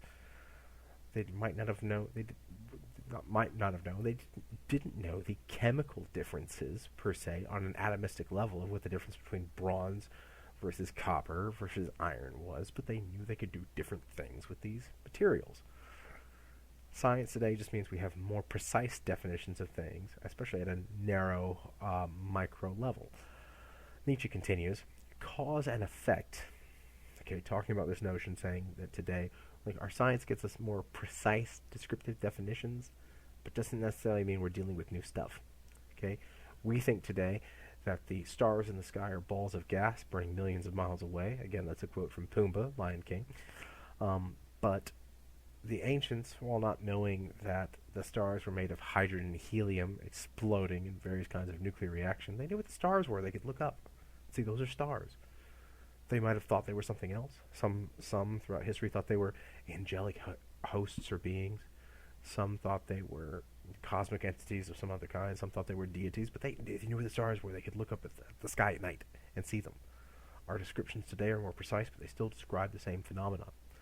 Today, when we're talking about water boils at this temperature and water freezes at this temperature, look how much smarter we are. The ancients knew what water was, and they knew that it could boil and freeze. But they didn't have the same kind of descriptive apparatus that we have today. Does that mean we really know more today? Well, let's listen to what Nietzsche says here. Cause and effect. Okay, cause and effect. Cause. So, for example, if I knock on this wood here, let's make it so you can hear it. My knocking made that sound. Okay, let's take that. Cause, me knocking, effect, the sound that it produces. Listen to what Nietzsche says. Cause and effect is what one says, but we have merely perfected the image of becoming without reaching beyond the image or behind it. In every case, the series of causes confronts us much more completely, and we infer first this and that has to proceed in order that this or that may follow, but this does not involve any comprehension. In every chemical process, for example, quality appears as a miracle, as ever, also every locomotion. Nobody has explained a push. But how could we possibly explain anything? We operate only with things that do not exist. Lines, planes, bodies, atoms, divisible time spans, divisible spaces. How should explanations be possible when we first turn everything into an image, our image? What he's saying here is this. When it comes to positivism, the construction of scientific explanations of reality where we're using imaging and explanation and models, the models themselves are not real. Okay? So, like on this, where I knock on the table, you hear the knocking, or you don't hear the knocking, you hear the sound produced by the knocking. How does my knocking make the sound? And you might have an explanation, description. Oh, well, the motion of knocking on the table creates vibrations. Those vibrations are then received by sound vibration apparatuses in the ear, and that's how we hear the sound. Cool. Why does that work that way? It just kind of does. All right, and that's what he's saying here.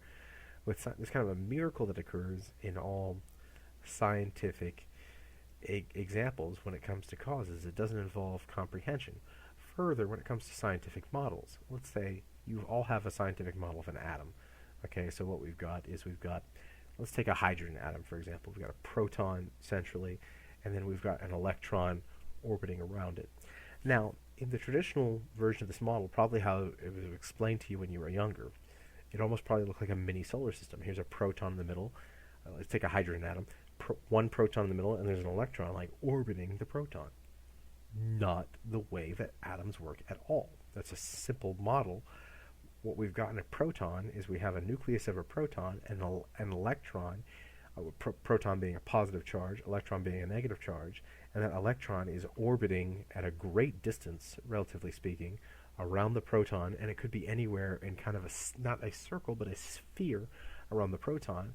But all that's going on in an atom are charges. There's no mass. Like, I know when you think of an atom, like a hydrogen atom, you might think of like here's a little, I think of it this way, here's a little blue ball, that's the proton, here's a little yellow ball, that's the electron, it's just orbiting around it.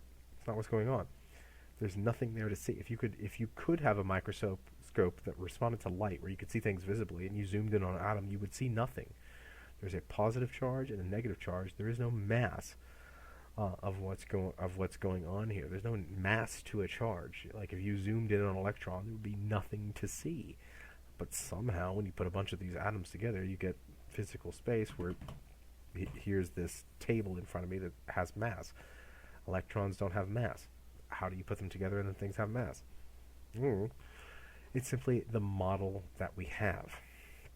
So there's kind of a miracle going on where this stuff just works, but really our scientific models, like cause and effect, or like an atomic model, or like an evolutionary model, are just that. They're models that help us to describe, but not really to explain, like, why things happen in this way. You can say that, gravity happens in this way. Objects with mass are attracted to each other. That's a description, okay? Moon and the Earth, attracted to each other. All things with mass, attracted to each other. That's a gravity, that's also electromagnetism. Why does it do that? You don't have an explanation for why that works. Find me one. And that's at least what Nietzsche is saying at this point. We don't have explanations, we only have descriptions. We only describe, here's what's happening. Why is it happening? Who knows? But that's all we got. All right. Let's move on to page 224. There's something new in this context. This is a passage called The Madman. I'm going to go through much of it because I think it's important. Nietzsche tells us here a little story, and then he says something that we've said before, earlier on in this book, this phrase, Gott ist tot. And I think this is the most well-known example of this phrase. He says this here. Have you not heard of the madman who lit a lantern, a little story, a little parable, lit a lantern in the bright morning hours, ran to the marketplace and cried incessantly, I seek God! I seek God! As many of those who did not believe in God were standing around just then, he provoked much laughter. People were laughing at this guy, saying, where's God? Has he got lost? Asked one. Did he lose his way like a child? Asked another. Is he hiding? Is he afraid of us? Has he gone on a voyage? Emigrated? Thus they yelled and laughed. The madman jumped into their midst and pierced them with his eyes. Whither is God? That is, where did he go? He cried, I will tell you. We have killed him, you and I. All of us are his murderers. But how did we do this? How could we drink up the sea? Who gave us the sponge to wipe away the entire horizon?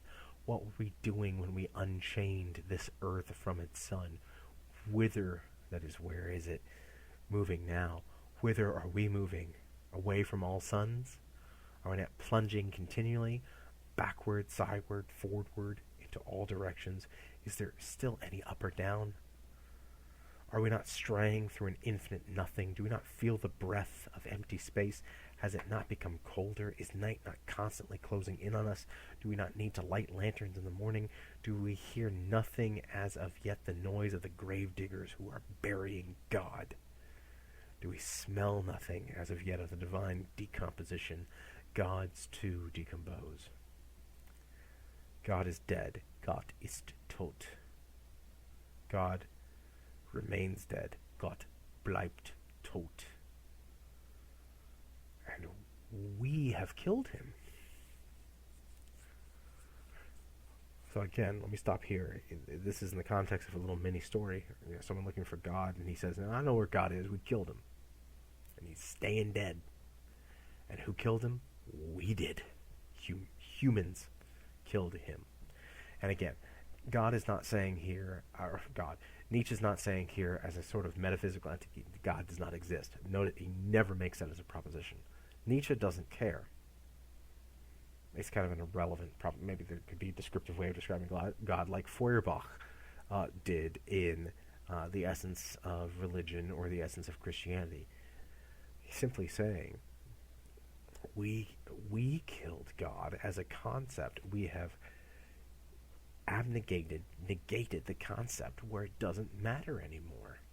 God's too decomposed. We can smell the rotting corpse of God when we look in the annals of our history. But the important part is what starts here, where there's a question of, okay, this is the deal. God's dead. Doesn't matter anymore. And we have killed him. How shall we confront ourselves? How shall we comfort ourselves? The murderer of all murderers. We killed God. What was holiest and mightiest of all that the world has yet owned has bled to death under our knives. A la Julius Caesar. Who will wipe this blood off us? A la Lady Macbeth. What water is there for us to clean ourselves? What festivals of atonement, what sacred games shall we have to invent? Is not the greatness of this deed too great for us? Must we ourselves not become gods, simply to appear worthy of it? There has never been a greater deed, and whoever is born after us, for the sake of this deed, he will belong to a higher history than all history hitherto. What Nietzsche's saying here, there's a lot going on here. Now, I've already mentioned the phrase God is dead a little bit earlier in the work. God is dead, that is, Gott ist tot, is actually a phrase that comes from Lutheran theology. Not from Luther directly, I don't think. You can see it in some hymns, maybe aspects of Philip Melanchthon's Loci Communes. But in Lutheran theology, in the Lutheran understanding of the Hypostatic Union, that is, the Hypostatic Union is a Christian understanding of the divinity of Jesus Christ. So when you're talking about someone like in Greek mythology, Perseus or Heracles, those guys they're 50% God because Zeus is their dad, and 50% some human mortal. So half God, half divine, so they're sometimes called demigods. Jesus Christ, in the Christian conception, because of the hypostatic union, he is both fully God and fully human being. So there's a sense in which Jesus is 100% God and 100% man. That seems contradictory. That's the nature of Christianity. Not its contradictoriness, that's not what I'm saying, but this is one of the notions that Christ is both fully God and fully man. He's not half God, half man. He's fully God and fully man. And so therefore what that means in the Lutheran conception, Catholics, Calvinists, Baptists would dispute this. When Christ, here I am, it's 4 o'clock the day after Good Friday when I'm talking about this. When Christ dies on the cross, yes, it's the human incarnation of Christ, of Jesus, of God. It's his physical body, his incarnate body dying, not the divine essence itself, but because there's a communicative nature between the human and divine attributes. In Lutheran theology, on the cross, God died. So this is a familiar concept in Lutheran theology of which Nietzsche grew up in. In fact, I think Luther might have been the author of the phrase, God is dead. But he meant it in the sense that, like, on the cross, when Christ died, God is dead. He's going to, now in Christian teaching, he's going to resurrect and he's going to come back, and it's the first fruits of justification. But God is dead. This is not alien territory. But here, when God is dead, it's similar. Like, who killed Jesus? Human beings. For being unjust, unrighteous, impious, challenger to the law, challenger to Rome. But who killed him here? Gospel of John says that the Judaic leadership cried out, "Let his blood be on us," talking about Christ at the crucifixion. Let his blood be on us. Well, there's an evocation of that here. Let his blood be on us, not the Jewish leadership, but humanity. We killed him. Modern science, modern philosophy, even Immanuel Kant himself in the Critique des Vernunft has killed God. It doesn't matter anymore. It's a hypothesis that is going to completely diminish over time. It doesn't matter. We don't look at the orbits of Mars and Mercury and say Mars and Mercury, Venus and other planets and say, gosh, it's doing something mysterious here. We don't know what it is exactly. No, we can measure it. We can know exactly what's going on. The hypothesis of the divine is a diminutive hypothesis. It keeps diminishing in terms of what it is. God doesn't matter anymore. It's not simply that stuff happens because God wants it. Why do viruses happen? Oh, God's working in mysterious ways. No, viruses transmit by the replication of RNA and DNA. We can do that today. Now, you still might think, like the Westminster Confession of Faith, that there are secondary causes, that God's still doing stuff, and there's still stuff going on in the world, but he's behind it in some way. That's amorphous. Okay, but still, God's dead. God doesn't matter. We don't apply the notion of God to the same things that we did in the past. We simply don't. We people might, but they're more irresponsible for doing so. God wants this. Whoever's involved, who's going to win the Super Bowl game is whoever God wanted. Who's going to win the presidential election is whoever God wanted. Sure, you can say that, but there's far less of an evidentiary way of looking at that. But then this character says, what do we do? How shall we confront ourselves? We murderers of God. We killed God. What shall we do except for must we ourselves not become gods simply to appear worthy of it? There has never been a greater deed. If God is dead, guess who has to be God? Us? Now, what does he mean by this? Well, who dictates morality in Christianity? God. Well, if God's dead, it doesn't matter anymore.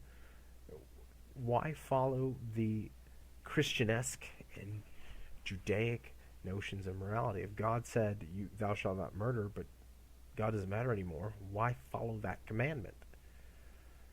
Will we not have to become gods ourselves? So we are going to have to become gods ourselves, at least in terms of being at least divine lawgivers, determining our morality. We have to do this for ourselves. He says later, this character, I've come too early. People aren't going to get this yet. And yet they have done it themselves. People aren't going to be able. This is too new. That's why Nietzsche's going to say elsewhere, I think in Ecce, Almo, I'm born posthumously. Like, this will make more sense after I'm dead. Like, right now, people are not going to get this, but that's the deal. We're going to have to become gods. We're going to have to supplant the divine because God's dead, but we are very much alive. I think that's why he transitions into this notion of religiosity, which I'm going to skip. But for now. But let's move on. Now, then he does this thing that he starts doing a lot more in his later writings, his little epigrams, these little maxims, almost these little poetic sayings. I'm going to meditate on some of them, and you should too. Some of these are great just to reflect on. These are almost like Nietzsche's tweets. Consider this: what we do is never understood, but always only praised or censured. Nietzsche, I think, is talking about relation to his own work at this point. People don't get it, but people are either say, I like it, or I don't. But people will say they like something or don't like something, whether or not they get it. I think Nietzsche has himself in mind here. What are man's truths ultimately? Merely his irrefutable errors. Obviously, irrefutable errors is a contradiction. I think that's what he's getting at. When we're talking about the notion of truth, as he's been doing for a while, we're talking about the things that cannot be wrong, but they're wrong. But that we can't be wrong, that we're wrong in them. A little bit of a joke in there. Look at the epigrams. I'm not going to go into every single one of them. I am going to go into a few. When we go to the next page, we go to number 270. What does your conscience say? This is Nietzsche here.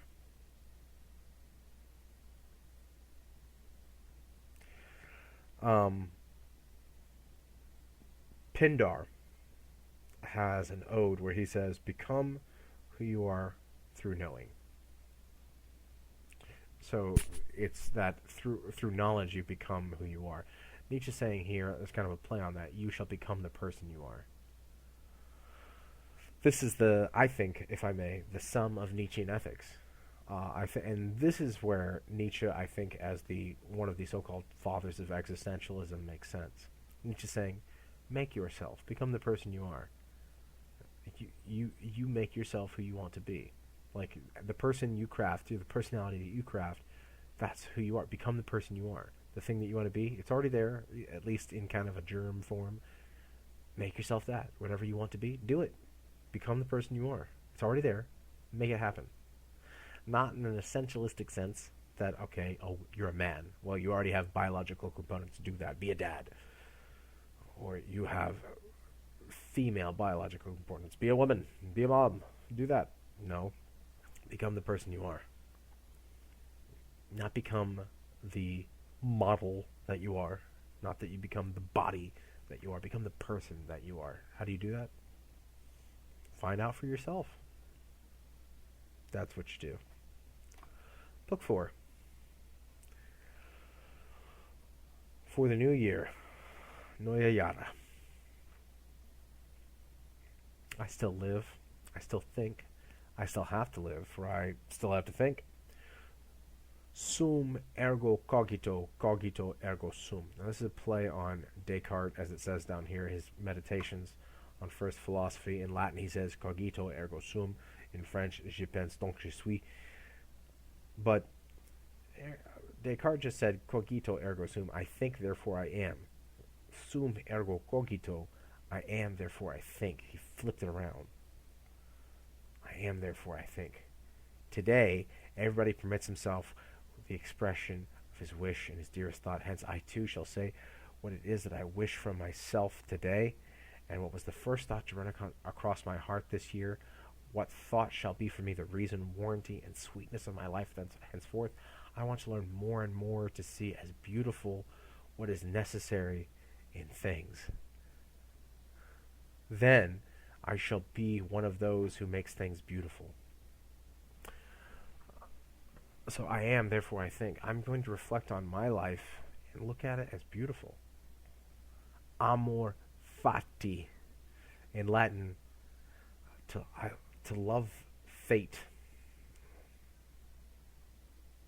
To love fate. To love the way things are. To love destiny itself. Okay? Let that be my love henceforth. I do not want to wage war against what is ugly. I do not want to accuse. I do not even want to accuse those who accuse. Looking away shall be my only negation. And all in all, on the whole, someday I wish to be only a yes sayer.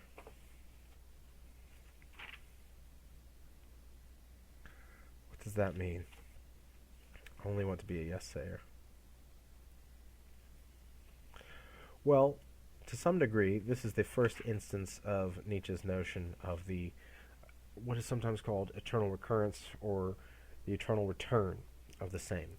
So, and I've heard some weird takes on this. Some people will say that Nietzsche is saying that we all are kind of, here's the wrong take, I think, that Nietzsche will say that we're all in kind of a like a reincarnation of time, that everything repeats itself, almost like Robert Jordan's Wheel of Time, like, oh, we're just in a cycle and everything repeats itself over and over. No, what Nietzsche's saying here is, love fate. Look, Here's the way you should live. He's going to say this more clearly elsewhere, but I think he says it. This is a good start. Look at your life, and often do we not, when we look back, we have regrets. Like, oh, I shouldn't have done this. I shouldn't have done that. Stop it. Love fate. Love the way things happen to you. You might have hated, like, I hated it when this happened. Someone in my family died. There were these terrible, heartbreaking things that happened. No, you should live your life in a way where live your life in this way, that everything that happened to you, you would do it again, and again, and again, exactly as it is. Looking away shall be my only negation. Saying, oh, I wish I could have done things differently. If you did things differently, you wouldn't be you. Stop it. Be only a yes-sayer. This thing that happened to me, I affirm it. I'm behind it. That doesn't mean you need to explain it away, saying like, well, the universe works out in mysterious ways. You don't need to be a stoic about it, saying, oh, I'm not going to feel anything about it. But you should live in such a way that the things that you decide to do, you would do them again and again and again. That's a start. Let's move forward. Let's see.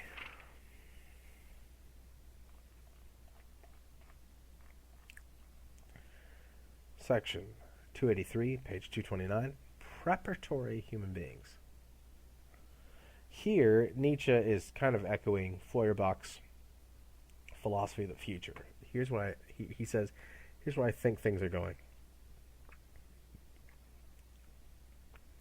I welcome all signs that a more virile, that can be taken to mean manly, but I think here he means more lively, more virile, warlike age is about to begin.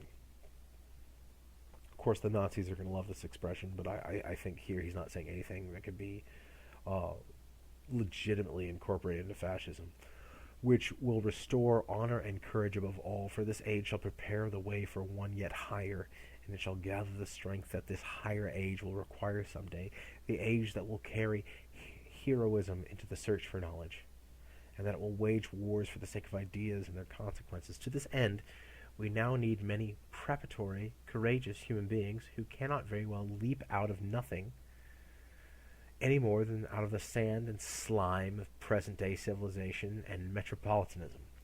Human beings who know how to be silent, lonely, resolute, and content and constant in invisible activities. Human beings who are bent on seeking in all things for what in them must be overcome. Human beings distinguished as much by cheerfulness, patience, unpretentiousness, and contempt for all great vanities as by magnanimity and victory and forbearance, regarding the small vanities of the vanquished. Human beings whose judgment concerning all victors and the share of chance in every victory and fame is sharp and free. Human beings with their own festivals, their own working days, and their own periods of mourning, accustomed to command with assurance, but instantly ready to obey when it's called for, equally proud, equally serving their own cause in both cases, more endangered human beings, more fruitful human beings, happier beings. Remember, it's the gay science. The happy knowledge. For believe me, the secret for harvesting from existence the greatest fruitfulness and the greatest enjoyment is to live dangerously. Build your cities on the slopes of Vesuvius. That is, he's saying here, build your house on a volcano that's about to erupt. Send your ships into uncharted seas. Live at war with your peers and yourself. Be robbers and conquerors as long as you cannot be rulers and processors, you seekers of knowledge. Soon the age will be past when you could be content to live in hidden forests like a shy deer. At long last the search for knowledge will reach out for its due. It will want to rule and possess in you with it. Live dangerously. Don't take the easy path. Don't do stuff which is so easy. Now here, this is fast forwarding a little bit, I think of the work of philosopher Jean-Paul Sartre, French 20th century philosopher, most would call an existentialist, who says things like, he'll use the language of en soi versus pour soi. So what he'll say is en soi are being, like this, I have a chair over here, the chair that I'm sitting in, en soi beings are just its, objects, things. Pour soi are us, human beings, we're free beings, we're, as opposed to an en soi in itself, we're pour soi, for ourselves, we do what we want, but we don't like that, we're scared, we want to just, I don't want to ruffle any feathers, I don't want to rock any boats, I'm just going to do what I'm told. man, I wish I could be this table, this chair, and just be there rather than have to deal with the stress of life. Sartre says it's better to be pour soi, for ourselves. Yeah, it's painful, but at least we're not a table. We're not a rock. We're not a chair. We get to make decisions. And when we do this thing where we go, I'd rather just not just do what I'm told, and I don't want to think too hard, I just want to do my job. Sartre uses the language, the French phrase, that's mauvaise foi, or it's bad faith. When we want to, we'd rather be its, we'd rather be objects. Nietzsche is telling us to live dangerously. A little bit reminds me of Freud's Todestrieb, or death drive, just to some degree. It's not the exact same concept, surely, but Nietzsche's saying live dangerously. Following Feuerbach, this existence is all we've got. Don't just chime in. Don't just follow. Don't just do what you're told. Don't just go, I'm going to do the things I'm supposed to do, and that's it. He doesn't say die dangerously. He says live dangerously. Explore. Be bold. Send your ships into uncharted. No, I just want to say where I don't want to do it. Stop it. To be human is to live dangerously. To explore, not just in terms of other shores, not just in terms of other dimensions and galaxies and planets, in your own life here, even if it is here, limited to Earth in this terrestrial realm, even if only a few square miles or kilometers. Live dangerously. Don't just give in to normalcy. Let's keep going. 289, he continues this. Embark. That is, do something. We must learn to abandon this arrogant fancy, however long humanity has hitherto spent learning and practicing it. What these people need is not confession, conjuring of souls, and forgiveness of sins. What is needful is a new justice and a new watchword, new philosophers. The moral earth too is round. The moral earth too has its antipodes. The antipodes too have a right to exist.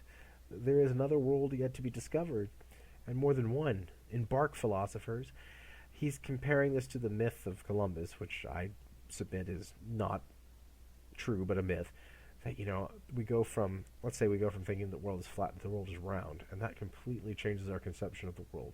I don't think that's exactly what happened, but Nietzsche's saying similarly, the earth is round. The way that people thought things were, that's not the way it is, and so that requires a kind of a Copernican revolution.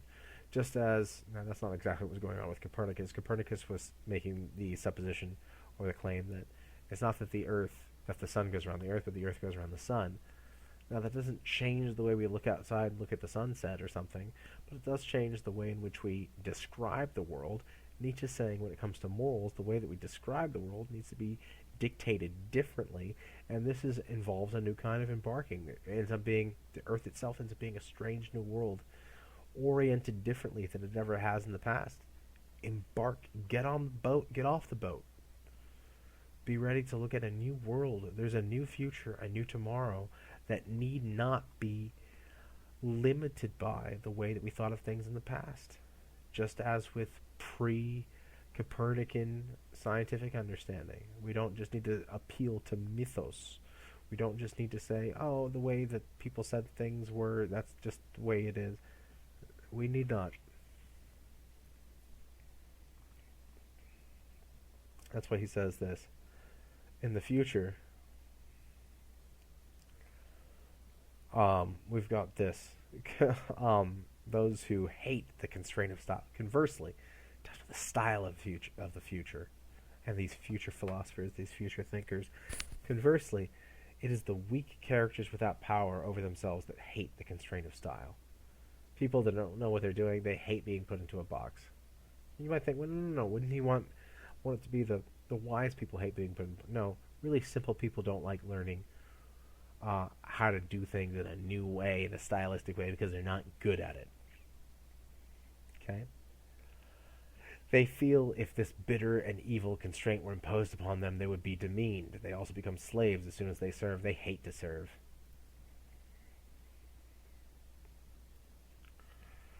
Such spirits, and they may be of the first rank, are always out to shape and interpret their environments as free nature. wild, arbitrary, fantastic, disorderly, and surprising. And they are well advised because it is only in this way that they can give pleasure to themselves. For one thing is needful, that a human being should attain satisfaction within himself, not externally.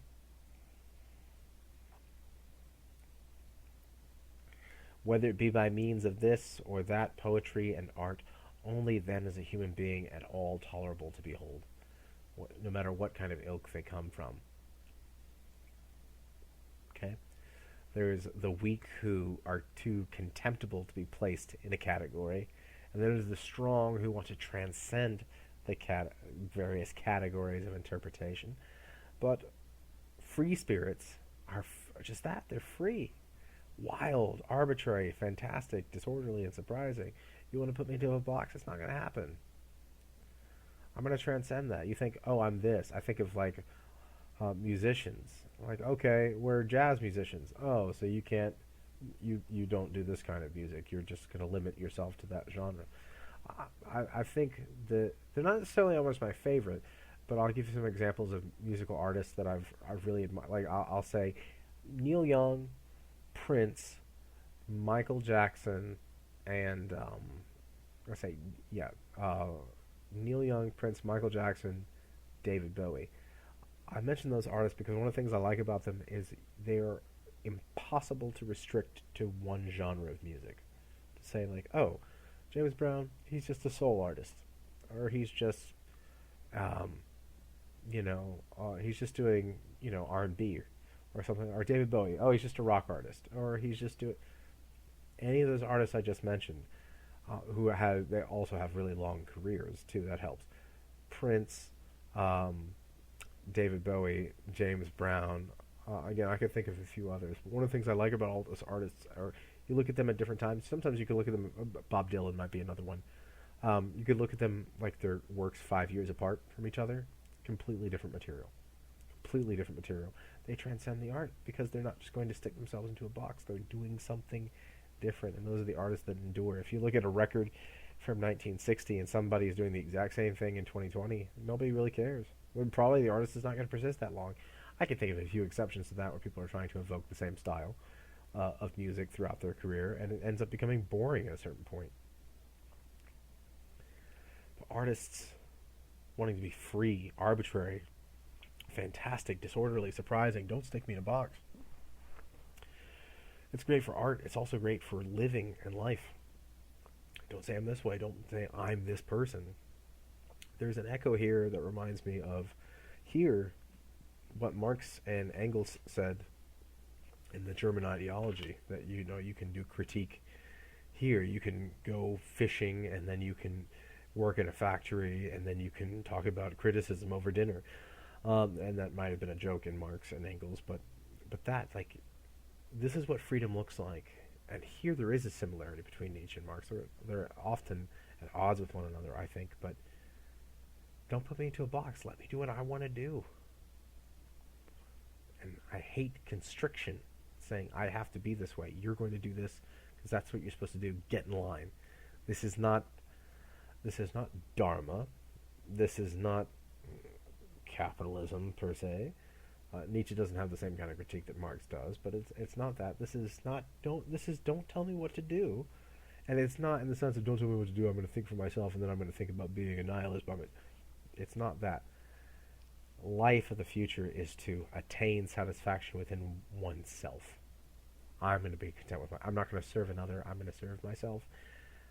And it's not just going to be reducible to an egotism, but I'm going to determine with my free nature what I'm going to do. That's how I'm going to do it. Section 324. Page 232. There's a play on words here.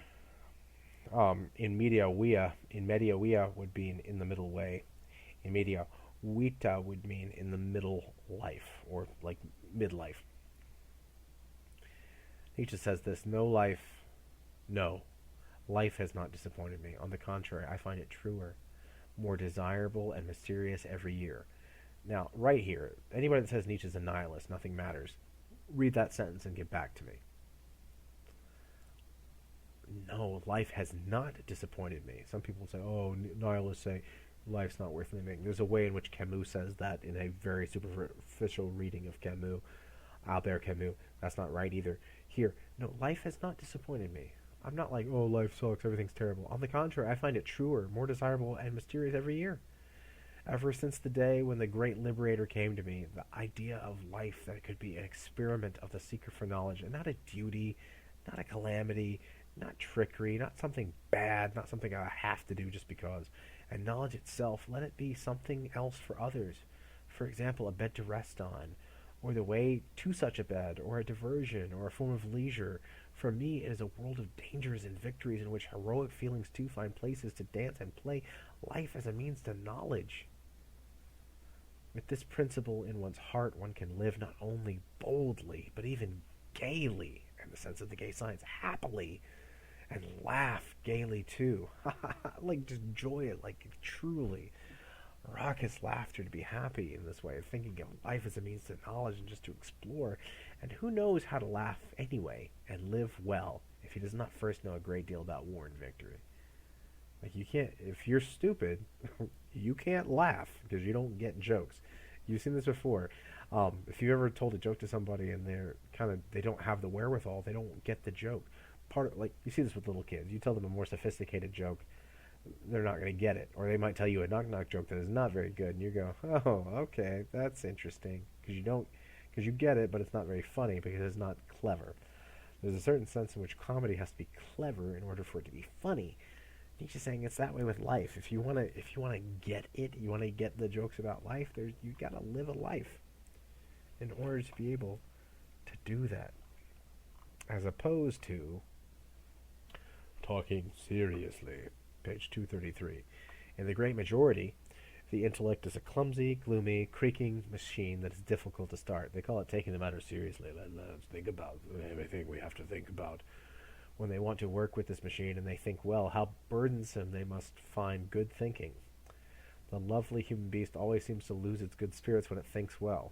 All right? When people say, oh, I gotta think about this for a second, there's no pleasure in that. There's no fun in it. There's no happiness. And where laughter and gaiety are found, thinking does not amount to anything. That is the prejudice of the serious beast against all gay science. Well then, let us prove that this is a prejudice. The prejudice is, if we're going to think that we can't think happy thoughts, if we're going to think, we're going to have to look at the cause, we're going to have to think seriously, it's going to be difficult. No. On the other hand, Nietzsche says, back to art, back to the aesthetic dimension, as Marcuse would call it. This is what happens to us in music. Think about music. First, one has to learn to hear a figure and melody at all, to detect and distinguish it, to isolate it, to delimit it as a separate life. Then it requires some exertion and goodwill to tolerate it in spite of its strangeness. Music's weird.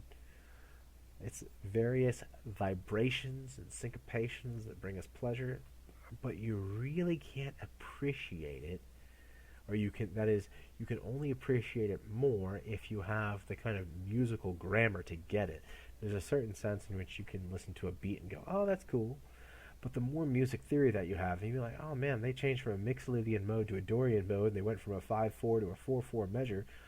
If you know that that's what's going on in music, you have a greater appreciation. Oh, that's awesome that this happened. So sometimes you can kind of get it. Like you can listen to a band and go, this sounds weird, and you go, oh, and you might find out later, oh, that's because it was in a minor key instead of a major key, or it was in a Dorian mode. It might have been in Locrian mode, or things like that. Or you might know time signatures or key scales or modalities or things like that. The more you know about music, the more you can get what's going on with it. And that has a certain kind of pleasure in it. You need to know kind of the grammar in order to get it. Just like if someone told you a joke in a language that you didn't know, you might go, okay, people are laughing, I'm going to laugh too. I don't know Turkish, but someone told a joke in Turkish. Ha ha ha ha. If you know the lingo, you're going to get it. Same thing with knowledge. If you have knowledge about the world, you're just going to get things better because you have the grammatical apparatus to be able to receive it. So you got to learn to love that. Knowledge is going to lead to, I know I've said before, quoting Solomon, or at least quoting Proverbs, In much wisdom there is much sorrow. Maybe. But Nietzsche's saying here, in much knowledge, there's a great deal of happiness. It's not that ignorance is bliss. It doesn't mean that knowledge is happiness in and of itself, but that there's a burden that comes. I don't want to call it a duty, but there's kind of a burden, a calling, a vocation that comes with the pursuit of knowledge that is its own happiness unto itself. Section 335 to 233. Long live physics. How many people know how to observe something? Of the few who do, how many observe themselves? Everybody is farthest away from himself. That's an inversion of a German phrase. Everyone's closest to himself. Everyone's farthest away from himself. How well do you know you? Not very well.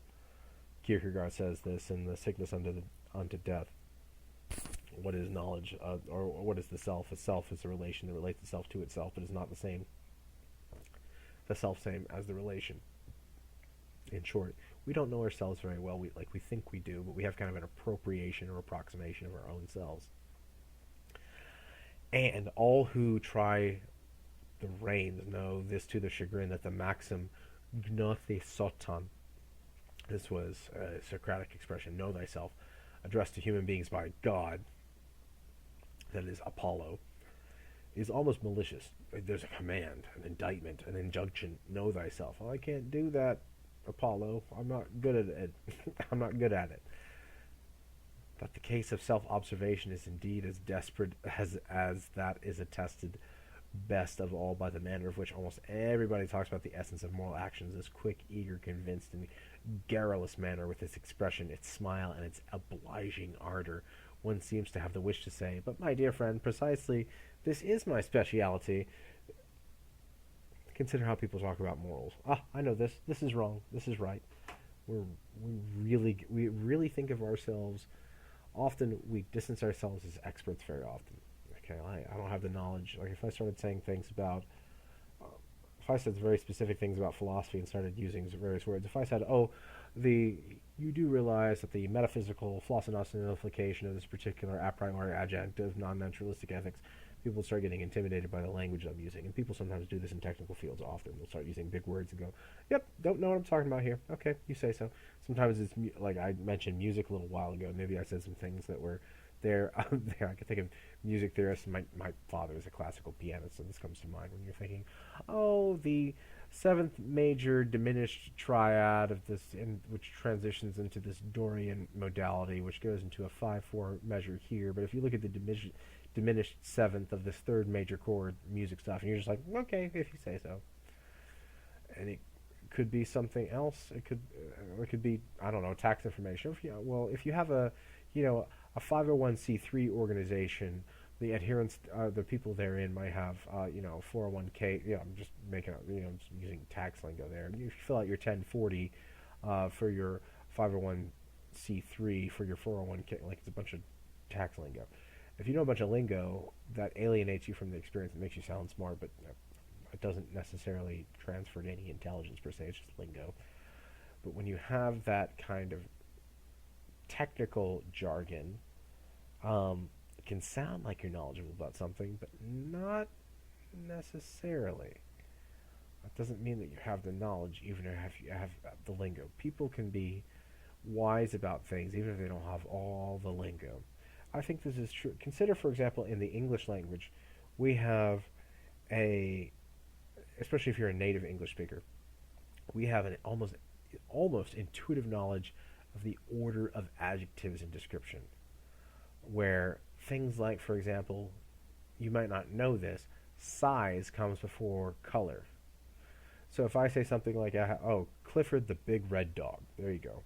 If I said Clifford the red big dog, that just sounds funny, because in English there is an almost silent rule that probably no one ever explicitly told you in elementary school, that adjectives of size go before adjectives of color. So that's why we get Clifford the big red dog. But if I just change the words a little bit, if I say Clifford the red big dog, it sounds funny because there's a rule there that you probably have never explicitly known, but it's there and you know it. So we think we've got speciality on things. There you might. We don't know why we know it. You might know that grammar is right or wrong without knowing why, or why who might go into place instead of whom. It follows the same logic as he, him, and she, her. Um, you might not know it, but we think, but especially when it comes to morals, even when we don't have expertise, when it comes to morality, we think we're all experts. This is right. Therefore, it must be done. The essence of this action is moral. But when you do this, when you're talking about this is right, that's an action too. So as soon as you make an approbation about something, as soon as you say, oh, this is the right thing to do, that itself is a moral kind of action. Try and tell me why the thing that you think is right should be right. That's a lot more of a difficult question to answer, but it's the same kind of thinking, Nietzsche is saying, as saying that something is right is wrong, because what you're doing when you're saying that something is right or wrong is you're saying my thinking about saying it's right or wrong is right or wrong. You're doing the same thing. It's morality too, but usually that ends up being a lot more of a judgment that we have to make. He says on 234, how did it come to be this way? Why do you consider this precisely this right? Well, it's because this is what my conscience tells me. And the voice of my conscience is never immoral, for it alone determines what is to be moral. Okay, great. Your conscience is what determines what you do. I think of the words of Martin Luther here again. Here I stand, I can do no other. I will be bound by my conscience. Okay? But why listen to your conscience? And what gives you the right to consider such a judgment true and infallible? That's what faith is. Okay, your judgment, this is right, has a prehistory in your instincts, likes, dislikes, experiences, and lack of experiences. How did it originate there? And you must ask then also, what is it that impels me to listen to it? When you talk about like conviction, thinking that I have to do this is the right thing to do, that's the right thing to do. And you're like, when people are talking about something, saying this is what we should do, that whole process of this is what we should do is a very biased process. It's just as much as a moralistic process as the actions that we're talking about. So saying that like something like murder is wrong or stealing is wrong, the talking about it is just as much moralistic. It just as much involves ethics as the actual the morality itself of it, killing or stealing or things like that. Saying killing is wrong is just as much as an ethical conversation as saying that someone killed somebody and that was wrong. Might seem like two different things, but they are not.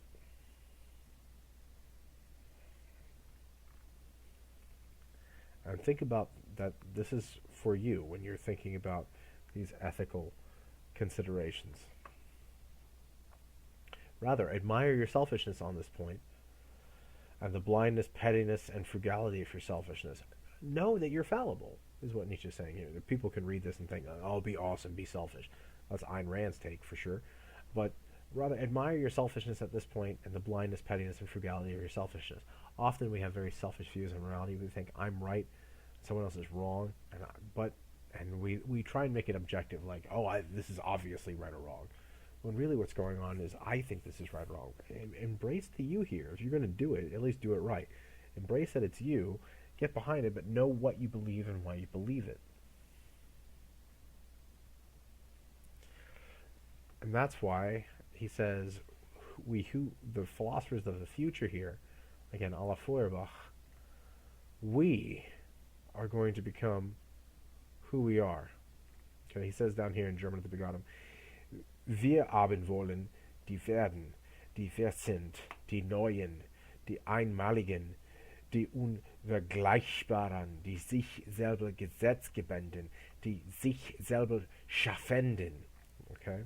Or, as it has it in English, we, however, want to become those who we are. Human beings who are new, unique, incomparable, who give themselves laws. We're going to be the real autonomous that Kant talked about, who create themselves. I'm going to make myself. I'm not going to be some predetermined version of me, who my parents told me to be, who society tells me to be. I'm going to create myself. I'm going to make myself. This is the fundamental thesis of existentialism. I'm going to make me. I'm going to create me. I'm going to be who I determine myself to be, not what other people make me be. That's the freedom that comes out of Nietzscheanism. And I think various movements have been inspired by it. I think various movements of, obviously, existentialism, elements of feminism, elements of transgenderism. Like, I'm gonna be what I determine myself to be. No one else is gonna dictate it for me. This is the future. People who create themselves, not people who let themselves be dictated to in a external way. Okay, heteronomy. To that end, we must become the best learners and discoverers of everything that is lawful and necessary in the world. We must become physicists in order to be the creators in the sense. We're going to be the scientists making stuff in the lab, in a manner of speaking. While hitherto all valuations and ideals have been passed on ignorance of physics or were constructed as to contradict it, therefore long live physics, long live this kind of creational ability, and even more so that which compels us to turn our physics, our honesty. There's a sense in which the future is both a kind of science and a kind of alchemy. We're going to make ourselves who we are, and we're not going to be dictated to by those who tell us what we are. Again, this has ramifications for many movements. Someone says to you, you're a woman. Cook, clean something. That's your job. Well, I don't want to do that. I'm going to become who I want to be. Maybe that is who I am, but I'm going to give myself laws. I'm going to create myself, and so I'm going to if I'm a woman and I don't want to live in a heteronomous way, I'm going to constitute myself who I am, and I'm going to do what I determine what it means to be a woman for me. If I'm a man, all right, men don't cry. Okay, I want to be. Maybe I want to be emotive. Maybe I want to express myself in certain ways. I'm going to let the externals determine me. I'm going to create myself and do what I want to do. It's interesting then that he has the section Vita Femina on literally the life of the woman. I'll let you look at that on your own, but I think it's important that that's the next section that comes, especially when it comes to looking at Nietzsche's supposed misogyny. I think sometimes he used antiquated language for sure, but I think he's far on board. I think he's wholly on board with the idea that women, not women of 19th century Europe, at least the ones that he sees. He thinks sometimes he'll say like women aren't even deep. He'll say that. But I think there he's talking about the projection of the way that women are supposed to be. I think this is true in our society today, that we have certain projections of people, the way that we expect to be. Like we want people to be kind of stupid or ignorant in a particular way, in a particular kind of class or particular kind of setting. Nietzsche's saying no. People are capable to make themselves. Notice he doesn't say here, as the Nazis would say, we're not talking about Aryans, we're not talking about blonde-haired, blue-eyed Northern Europeans. We're just talking about people. Anybody can do this if they have the constitution to do so.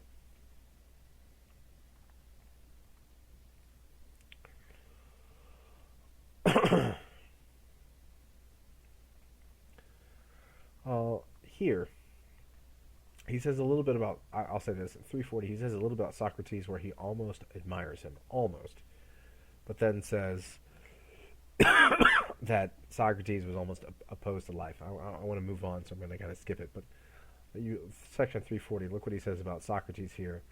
I'll just mention this where he says, life is a disease. Socrates' last words, oh, we owe a cock to Asclepius, the god of medicine.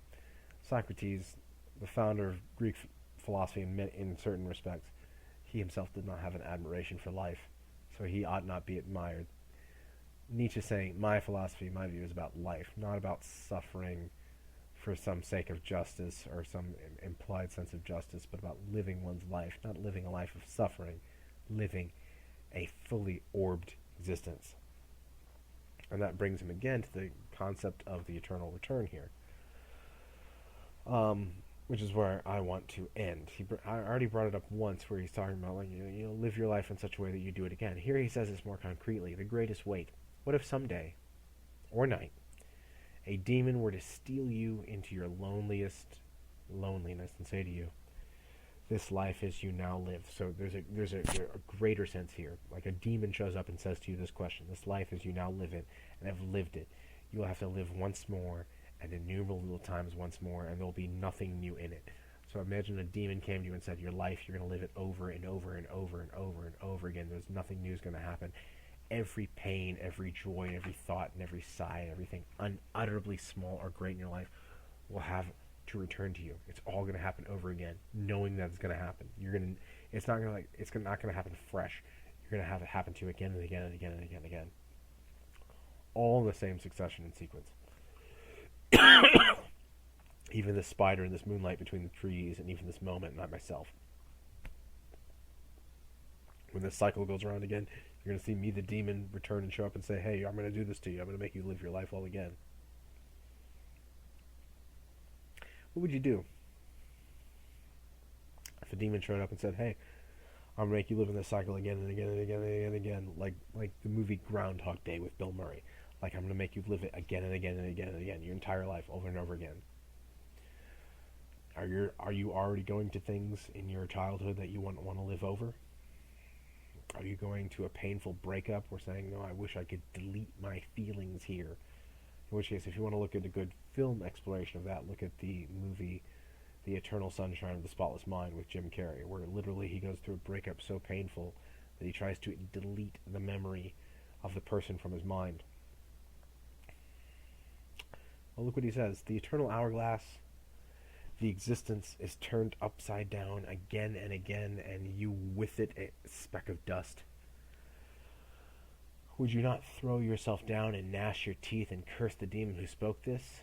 Okay, like, no, I don't want to live this painful life again. I don't want to go through all the pain. I don't want to live this life again. I don't. Would you do that? Or have you once experienced a tremendous moment and you would have answered him, you are a god, and never have I heard anything more divine. Bring it on. Let me go through it again and again. I'll embrace it. If this thought gained possession of you, it would change you as you or perhaps crush you. The question in each and everything, do you desire this once more, and innumerable times more? Would you live your life again? Would lie upon your actions the greatest weight?